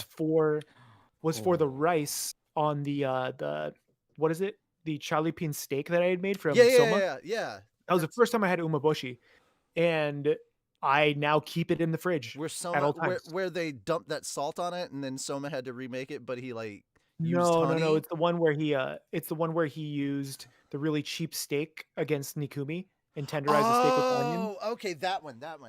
Okay. Yeah. I was thinking the other one with cuz all right, so 2 days ago I started rewatching all your Soma reactions and I kind of just blitzed right through it and it's kind of a little bit of a blur and I'm just like, "Wait, which one was what?" Cuz I'm trying That's to just remember 'cause the it's just Soma, me but I yelling the remember entire time. yeah, it's like well, my favorite one was how passionate you got about the stage arc. You're like, "Oh, they're Yeah, doing a that's stage arc? so good. Yes!" And like just hearing you talk about like your stage and everything. Yeah, I Uh had some interesting ones. all right. So this is one of those ones that I meant to get to a while back. What is the worst food advice you've ever gotten? Oh, the worst food advice? Yeah. Like There they told you something and you were like, "Ugh. Oh my god, no. This did not work out as intended." let's see. I'm trying to think back because I've worked in quite a few restaurants. Um, oh, so okay, this one chef I worked with, she's kind of one of those people who I won't name names, but she was my executive chef at the Uh-huh. Hyatt for a while. Mhm. She was very good with numbers and that kind of thing and making people pleased on the higher up scale. And The I was elites. working on the line. I was this was also a chef who made me cut my hair, which was like 12 or 13 inches at the time, to get the job. Oh wow. And yeah, Mm. she's like, I'll hire you if you shave your face and cut your hair. I was like, damn, all right, whatever. I need this job. So, which I mean, she looked like Carrot Top, but if you hear me, I hope you know that. And she it was kind of busy because like the hotel has seasons. So it was maybe like late fall, early winter where it's not that busy because it's a resort hotel. Mhm. So two of my line chefs, it was three of us, three line cooks, Mhm. and there's four stations. But since it's slow enough, you can usually handle it. So two of them were on lunch break, and then some tickets started to come in, and it was just me. And so I'm, kind of doing my thing, getting food out, like nothing's taking too long. It's, 12 to 15 minutes at most. And she sees like three or four tickets hanging and she comes through and she's trying to help. And we had this roast chicken dish on the menu. And a roasted chicken, even if they were par cooked, so we would roast the whole thing to like 135 and they would finish roasting it later to order. So it was nice and fresh. So she took the chicken because she felt like she was behind and she threw it in the microwave with like the bones and everything. And I'm like, and I'm looking at her, I'm like, I'm good. I'm good. I don't need your help. And she's like, are you sure? I'm like, yeah, please leave. And I straight up told her to please leave because she was in my way because she was also, taking up most of the line because she was a bigger lady. And after that day, I was like, I can't trust you for anything. Never again will I ask you for help. Like, I don't think I've ever had bad kitchen advice given to me because I've Mhm. always worked in an environment where it has to be super professional. Gotcha. But I have seen some practices where I'm like, what in God's name did you just do? Why is there a chicken in the microwave?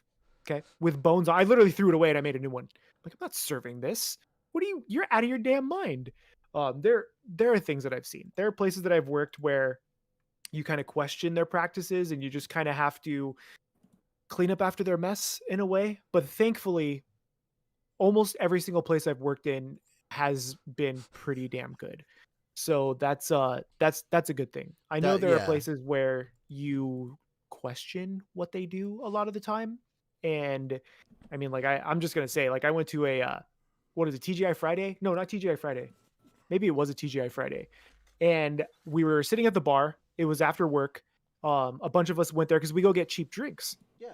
And we're sitting at the bar. They were kind of busy even at like 11 o'clock at night. And the manager, who looked like a manager, walks in with Target bags full of frozen TGI Friday food from their frozen section. Oh my And fucking god, are you What? serious? I'm like, this dude is about to sell you some spring rolls from Target. Like, holy shit. Like, are you kidding me? Wow. Yeah, I've seen some What Like the? when you watch Kitchen Nightmares, Mhm. that's not an exaggeration half the time. Jesus Christ. Yeah, so I'm very picky.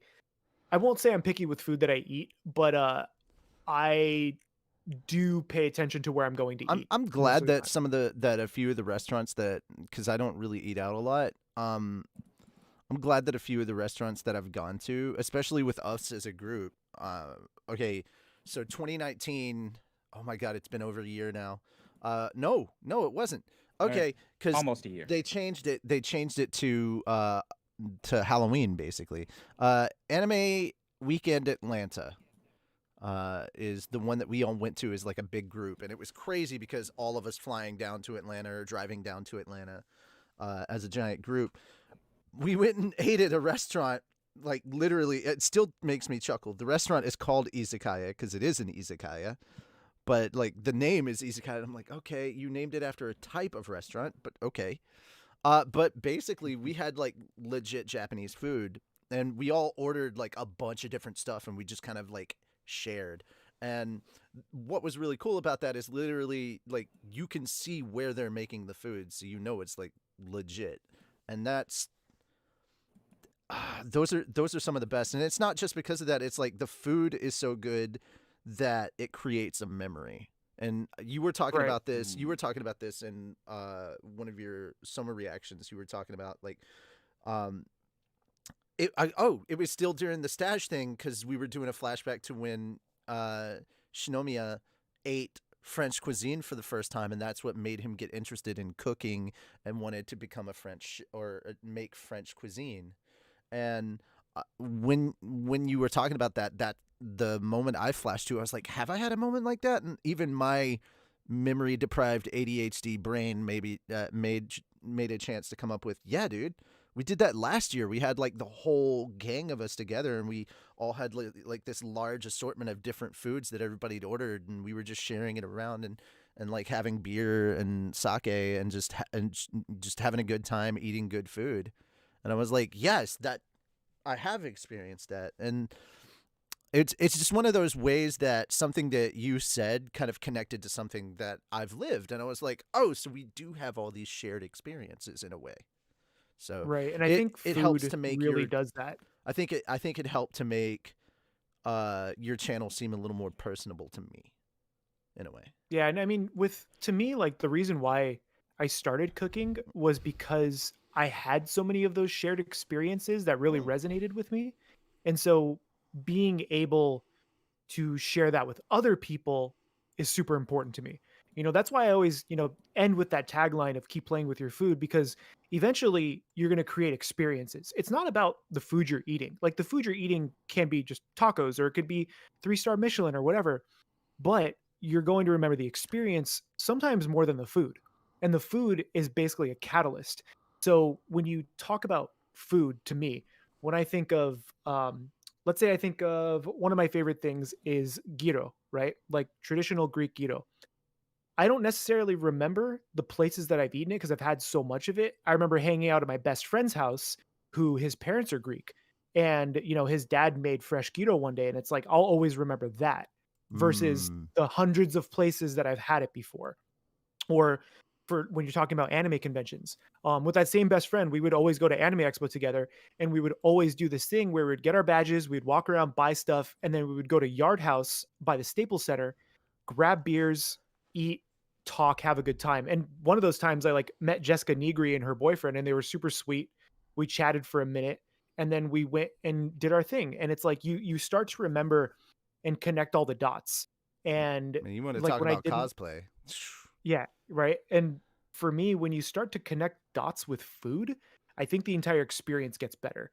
Mm. And that's why, like, for next year, I'm really trying to focus in on how I can bring food to conventions. Whether it's just a little pop-up or whether it's at a hotel Mm. or something like that where you can come through and grab a small bite to eat that you could only have there. Have that experience like, "Oh, I was at Emerald City Comic Con and I was able to try, a Mexican takoyaki." and or I Oh, was able to try like a gotcha pork roast, as a little appetizer or something bro, like that. I would love to finally have some of the gotcha pork roast. Yeah, Ah, and to me, it's like you guys probably know this. Like if you'll always have a memory connected to food hmm. because Because every everybody's got to sense. eat. Yeah, well, yeah, but every sense is really triggered at that point. Hmm. Your taste, your smell, your sights, your sounds, everything. And all of those senses kind of come together to create that memory, and that's why food is so special. Yeah. It's, not to say that other things aren't special like that because they are, whether or not you're in a race or you're drag racing. Like I used to do track racing and stuff like that. But you don't remember it as much to me as with food. Like for in Japan, when I was in Kyoto, Hmm. I had the best French toast of my life at the Hyatt in Kyoto. It was like a brulee French toast with a date maple syrup, a little bit of fresh whipped cream, like cooked perfectly. I just And I'll always remember stuff like that I just because remembered of the something from environment. another video of yours. You were like, if you could go, if you want to go anywhere in Japan, and I think it was maybe about the food or something. But again, I think you were talking about this came up from the Hokkaido conversation. It was like, where do you want to go? And my immediate reply was Osaka. Like, I want to go to Mhm. Osaka, and it had a lot to do with Anthony Bourdain because my dad and I, like, Oh we yeah. both want to go to. We both watched Anthony Bourdain's kind of oh god what was it the series where he kind of traveled the globe and like he would eat at like local spots, not at like these, Right. or he'd go to like somebody's Was it house. No Reservations? No No reservations, that's it. reservations. Yeah. Yeah, Yeah. we watched Anthony Bourdain's No Reservations, and he went to Osaka and he was trying out all this different stuff, and then he went to like a local kind of like bar pub thing, and he was watching the Osaka Tigers baseball game and learning, oh well, you don't talk when uh nobody talks when the home team is up to bat, and then when the other team is up, well then you eat all your food and you chat and everything. And it was like, oh, that's kind of cool. I want to experience that culture. And the way he was, the way Anthony was very passionate and talking about like food from like different cultures and stuff, it made me really want to go to these places and try these foods and stuff. And the food world is forever going to be a little bit um a little bit darker for me because the fact that Anthony is no longer there. But like he left such a huge impact, I feel, on like food culture just in general. And like, man, there like I probably would not have known much of anything about Osaka other than like the anime trope of like the Osaka dialect, if it hadn't been for me checking out No Reservations. Yeah, I think there's a saying where I think it's like Osaka is Japan's kitchen. Mm. And the amount of food in Osaka is absolutely insane, and it's so good. I That was the first time I tried takoyaki and absolutely burnt the crap out of my mouth. Ah, Because same. I didn't know how to eat it. Yeah, Uh, I didn't but either. I burnt the crap out of my mouth too, and I learned that octopus is different cooked, like very different cooked than it is raw. Like when it was raw, it was oh like yeah. chewing on a tractor tire, and I was like, I'm never eating this. And then I had takoyaki, and I was like, that's actually really good. Yep. So There's yeah. a big difference, but I think it was the same with Anthony Bourdain. His book No Reservations, Hmm. or I'm sorry, Kitchen Confidential, is fantastic. It's like an 8-hour listen on Audible. Highly, highly recommend it if you guys have time for it. But Shinomiya, this is funny because Shinomiya's storyline is basically Anthony Bourdain's. And Mm. in Kitchen Confidential, Anthony Bourdain's first experience with real food was in France, and that's when Mm. he decided he wanted to try to become a cook. And then we know where the story goes from there. Uh, In a way, that's what I thought that Joichiro was kind of like the Anthony Bourdain character because like he traveled all over and he assimilated kind of all these different food cultures and like kind of was able to make something new from that and grow from that. And I was like that, to me that kind of reminded me a little of Anthony Bourdain because how it was introduced to him was through No Reservations. yeah, and I think when you look at Bourdain's his past, him running restaurants and Mm-hmm. going for that really high status, that's kind of why I compared the two. Mm-hmm. But I think that really with food, like with you guys, when to me, when I'm going on vacation, while I'm eating breakfast, I plan lunch. That's just how I like to do things because Mm.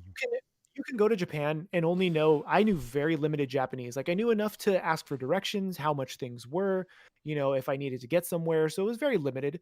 But I can you hold some conversations, yeah. yeah, but I like to me it was more you get to experience a culture through their food and drink. Oh yeah. You know, the language can be completely secondary. You can sit down and not even have a real conversation, but you could be eating and drinking and having an amazing time. That's why food is so important to me. I will slurp Where me some when I was ramen. in Kyoto, behind the hotel, there was a oh my god, a teppanyaki restaurant where they like cook Mhm. on the flat top in front of you. Oh. And, the chef there, they called him Masta-san because I think that's, kind of a sign of respect. Um, they had pictures on the window, and I just walked in, and they all stared at me really weird, like, "Who's this dude? Why are you walking in here right now?" Oh, okay. And I walked in, and they handed me an English menu, but it was just, which was really sweet of them. But I had no idea what was what, and so I asked him, I was like, "Could you come here?" I asked him in a little bit of Japanese, and he looks at me, he's like, "Yeah." And then we walked outside together, and I pointed to a dish, and he's like, "Okay, okay." We walked back inside. He cooks it up for me, and it was a phenomenal like yakisoba style dish. Oh And I ended up man. going back the next night. And when you have experiences with food, that's what I think about the most. Like, wow, would I have ever experienced that if I were trying to buy a t-shirt? Probably not. No, no. And that's why I love it. That's Uh, why it's so important. Yoshimi brought up a good thing. Have you checked out Toriko? I haven't yet. I hear it's the That is Dragon Ball Z of the food world though. it literally is, and like okay, it has had crossover episodes with Dragon Ball and One Piece characters. Like literally you'll Mhm. get One Piece and Dragon Ball and Toriko, and they're literally having competitions to get like this specific food or whatever. But Toriko is all about like the world is made of food. Like legit, there is a 4-leaf clover burger thing. Like literally 2 leaves are the bun, 1 leaf is cheese, and the other is the meat patty. And like literally it will fold into a burger. And it's like, what? It's a I might have to crazy try that for the lab. it is a crazy food world, but it's really about going out and hunting and making your food, and like you've got hunters and you've got the chefs, and it's one of those ones that I would highly suggest that you read the manga because the anime kind of stops. Okay. Yeah, and I would say keep checking out the manga because the manga is actually really good. It's kind of interesting to see how everybody kind of continues on and grows. And going back to that topic that you were talking about like checking out a series, checking out like the manga or whatnot when a series has ended. Uh, Another one, The Devil is a Part Timer.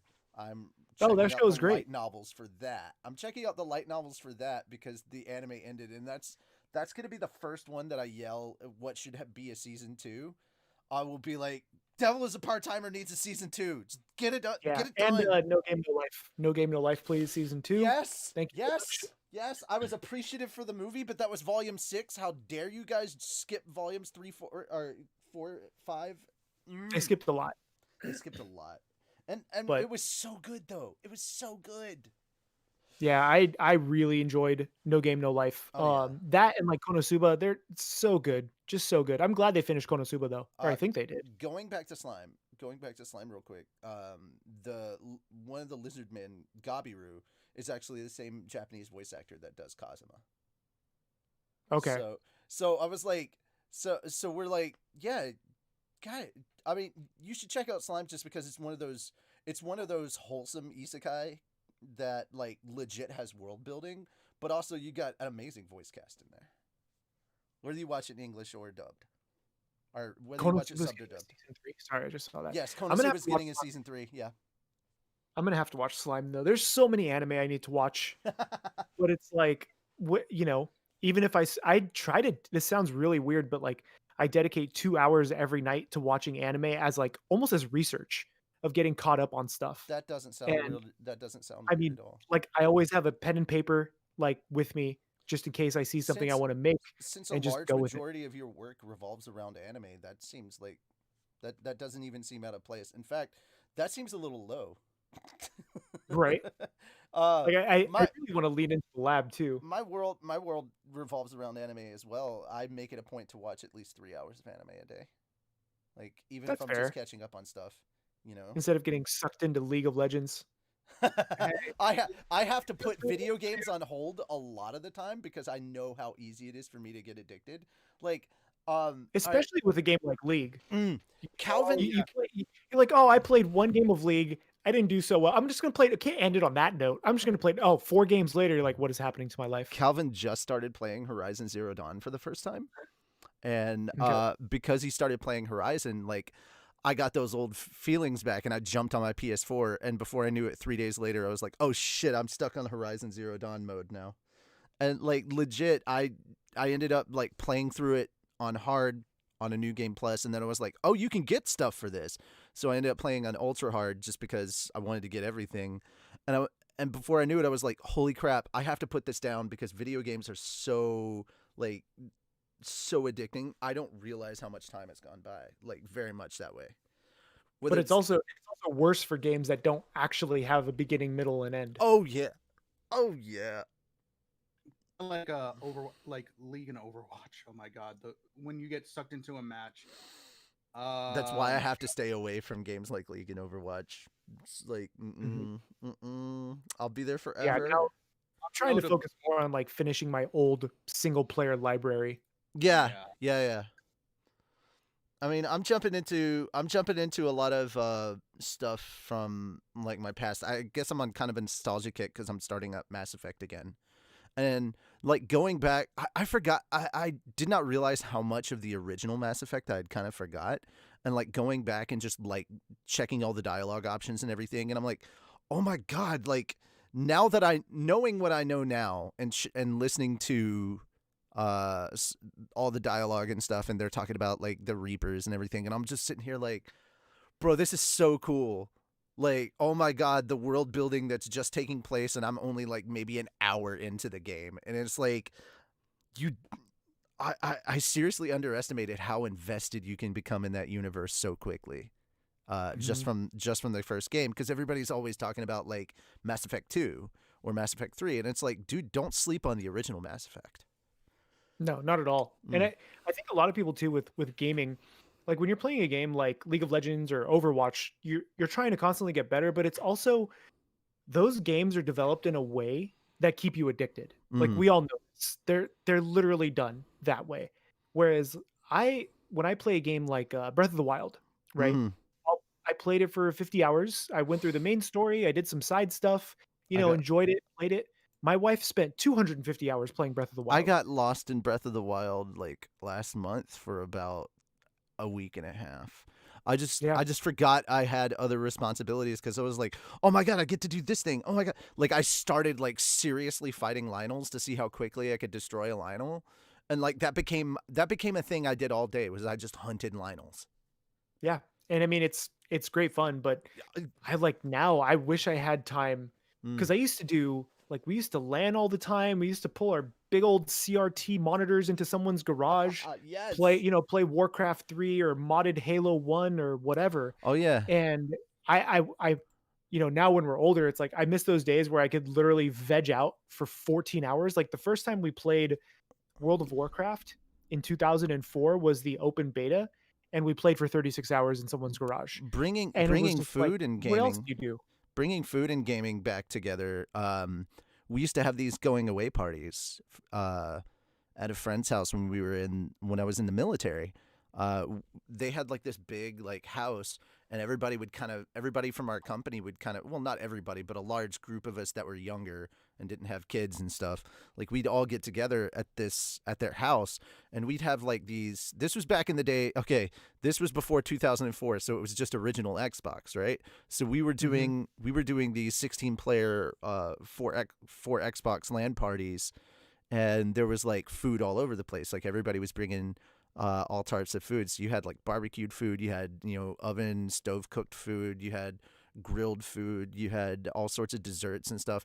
And like we were playing Halo and just chilling out and drinking and just kind of hanging out and killing each other in video games. And that became like this big experience that even now, like, I'm hitting them up from back in the day, because every once in a while they're throwing up a picture and I was like, oh shit, that's me with hair.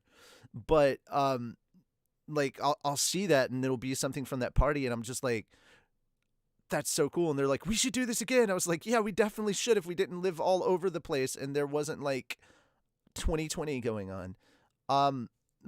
But like that was one of those big things. And then of course it would start at like 8 in the evening and then we'd be still awake at 5 in the morning and then we'd just go to like IHOP or the Waffle House, just have breakfast, come back and crash. And I miss those, man, because it was so fun. And I think that can be achieved now with gaming conventions, or not even gaming, there's any convention where, you know, you could set it up to where, hey guys, we're all going to be going to, you know, Comic-Con or whatever you're going to, and just make it that weekend where you commandeer a room and play some games or just bring a Switch, and, you know, that kind of thing. And it can be had, but it's not the same as it was like back in the day when like, oh, Tony Hawk 1 is out. We're going to play the warehouse for 9 hours and eat pizza. So would you like to know some good news about the new upcoming Zelda game? I don't know why I leaned into my mic like that, but okay. As it turns out, the Age of Calamity is local co-op, so you can hand your wife the Joy-Con and she can play it with you. Okay, I'm down. I'll buy that. I was like, is this hesitation because you're like, oh God, we're never gonna not play? Or, but yeah, apparently you can play local co-op, and I was like, oh, that's really cool. All right, we're getting on to the 2-hour mark, so I'm gonna probably have to cut this off pretty soon. But I wanted to finish by giving you a chance to plug any upcoming stuff that you're working on that you're wanting to share. So, what projects do you have that you can talk about that are coming up? Let's see. There's actually quite a few. So, I released my Annie Bites Volume 1 cookbook, which is like my manga cookbook. Released that earlier this year. Bro, I was about to say we're making original manga content. So if you ever want to hook up with us, or if you want to do one with voiceover, hit us up. If you guys know someone who knows how to kind of make manga style pages, hit me up. But I'm working on Volume 2 right now. We are literally making that right now. So yes. Okay. Yep. We might have to connect. I'm making Volume 2. The goal is to, you know, create an entire set of cookbooks. And so where can we find that? Where can we find that? You can find those at chefpk.com. All right. And there's literally only a few things on there, and one of them's the page for the cookbook. But yeah, you know, you got to do you.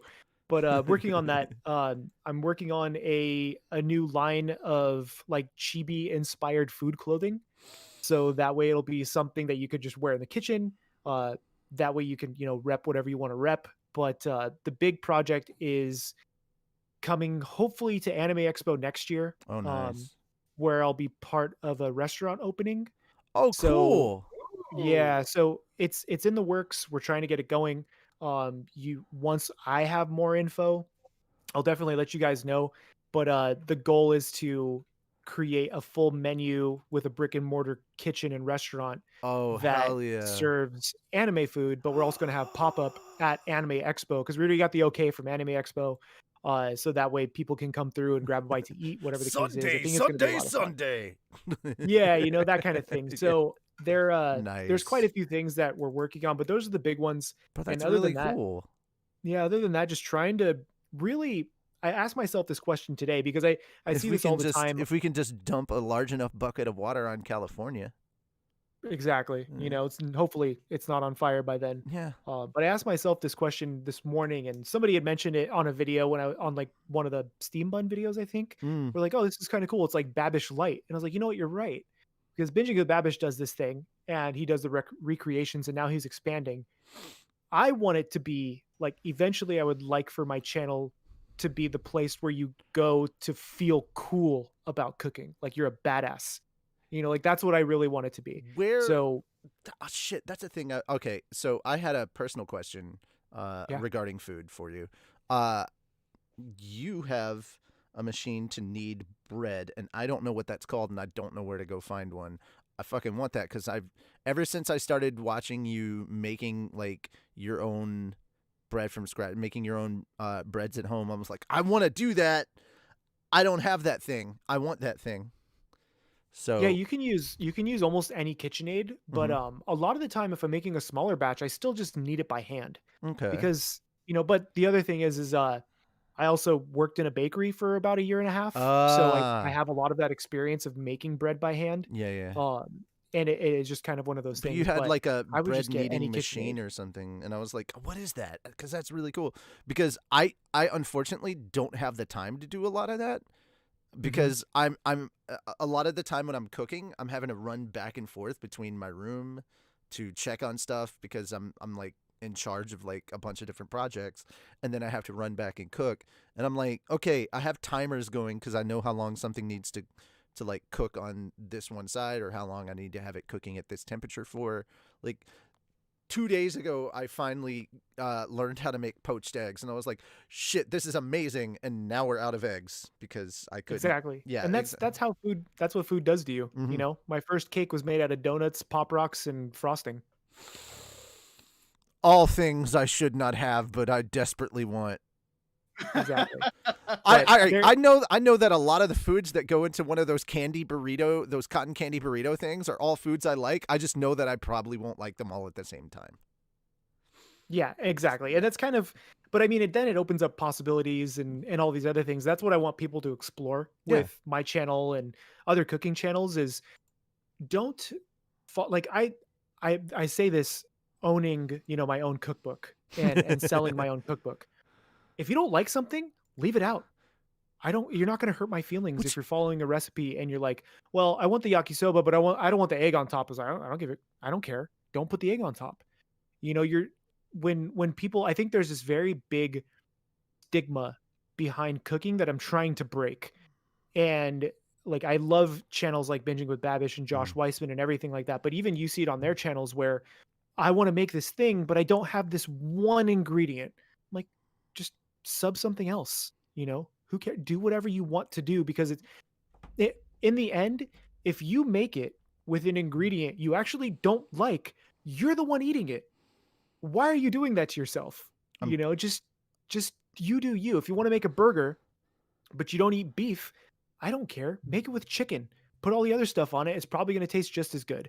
And I think there's that brick wall that a lot of people run into mm. that they can't get through.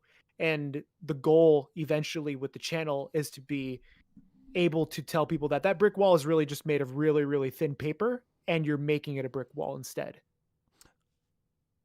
I don't know why I didn't think of this until just now. I was wondering if maybe. All right, now I'm gonna ask you if you could do me a favor. Could you show me a way to make something with cucumbers that doesn't make it fully taste like cucumbers? Because I have like childhood trauma that involves cucumbers, and I'm not because of that. Um, Something about the taste of cucumbers is off-putting to me. Like I'm good with pickles. I love pickles. Cucumbers for some reason don't like them. But like slowly I'm trying to find different ways to cook with cucumbers to the point where I can enjoy it because I'm not tasting like the cucumber if that sound No, sounds absolutely. And weird there but could be you could just try different varietals. Like Mhm. one of my favorite is an English cucumber because they're a little bit more firm and they have a little bit more meatiness behind them and they taste really good grilled. You can do weird things like that or pairing them with like feta cheese, Like I've been making a pairing them salad. with like onions and vinegar when I cook them because that takes like I get to taste the onion and the vinegar a little bit more. And if I cook them with squash, butter squash, that kind of helps too because I've got that butter squash. But then like if the cucumber's too overpowering and I'm like, Yeah. I mean, so it happens with a lot of different foods, but mhm. even then, if you don't like something, just leave it out. You don't have Okay. to force yourself to enjoy it. That's Okay. how I've always seen food because again, it's your money. You're the one putting the time and effort into it. That's also Why are true. you going to put yourself through it just to say I'm trying to enjoy it? So for me, like if I didn't enjoy cucumbers, which I grew up with, so I Mhm. absolutely love cucumbers, I would just not eat them. I don't like eggplant, but I love baba ganoush. Baba ganoush is just eggplant puree basically. Yeah. Like that's Um how I what's I that, Phil? Oh, I was gonna say it's kind of like me and bananas. I just can't not stand the taste of bananas, but I love banana bread. Yeah, There you go. exactly. Like my wife is the same way. She hates banana flavored things, but she likes bananas. So for her, it's the opposite. She like Mm. wants to eat the banana at a very particular ripeness, but she won't eat like bananas in dessert. I had like a Whereas for me, daycare. I'll just eat bananas all the damn time. For me, it was like a daycare when I was like 2 or 3, and every day for lunch it was sliced cucumbers and peanut butter, and that was it every day for lunch. And I think that's why I love peanut butter. Cucumbers, nope. And I think that's maybe what did it, because I just, not to mention that I don't have any positive memories of that particular lady that ran that daycare, so I think that might have something to do with it. But it was just one of those things. It just kind of weaned me off of cucumbers, and I've been trying to see if like maybe if it's a psychological thing. I was like, maybe I can overcome that. But like, thank you. No, and yeah, no, I really think that you show your respect to the food. You know, don't waste. That's a big thing to me. Show your respect to it, but it doesn't mean you have to like it. Mm, It's just like people. You can respect someone, you can appreciate what they do. It doesn't mean you have to like them. true. You don't have to be negative towards it. You don't have to, punch them in the teeth. But if you don't like something, you can still respect it and just be like, well, some people enjoy eggplant. My wife loves eggplant, so she eats eggplant. I'm not gonna like not buy it, if she wants it for Mm, something. I can respect it, respect the cooking process, respect what it is, and go with it. Or I can just be like, I hate it. I'm never touching it again. This doesn't make any sense to me. It's no, just you have to show your respect and love for the ingredient, regardless of what it is, right. even if you don't like it, because that's how you start to appreciate food. And that's really the important thing. Like for me, one of my worst experiences was eating raw cuttlefish in Japan because I Mm. didn't know what it was. I grabbed it off of a sushi bar, and it was one of those conveyor belts. I grabbed it, popped it in my Oh, mouth. conveyor sushi. Yeah, Yeah. started chewing on it, and I realized like I don't like that style of texture, that super chewy texture. Mm. And so to not be rude, I literally started shoveling rice in my mouth until I could get it down. Mm. I'm not going to like spit it out or something in front of a cook or a chef. That's just the most rude thing on the planet. I have a problem with So, like the fatty parts of like pork. Like I don't like that they get stuck in my teeth, and I don't like the chewiness of it. yeah, like the odorless fried rice video I just did. Mm. A couple of people were like, "Yo, you took the pork skin off." I was like, "I don't like that pork skin. I actually love Mexican style chicharron, like fried pork skin. There you go. So you do you. I'm the one eating it, Yeah. you know. At the end of the I day, I'm the one that has to eat it. Exactly. Yeah, exactly. So don't force yourselves to. I always say try something once. Mm. Try it once. If you enjoy it, awesome. You found a new thing you like. If not, move on. Don't spend money on it Awesome. again. You found something that you don't like, and now you know what to avoid. Exactly. First time I tried oysters raw, threw them up straight in the trash can. Could not put it down. The texture was absolutely horrible. But I love fried oysters. So there Mm. you go.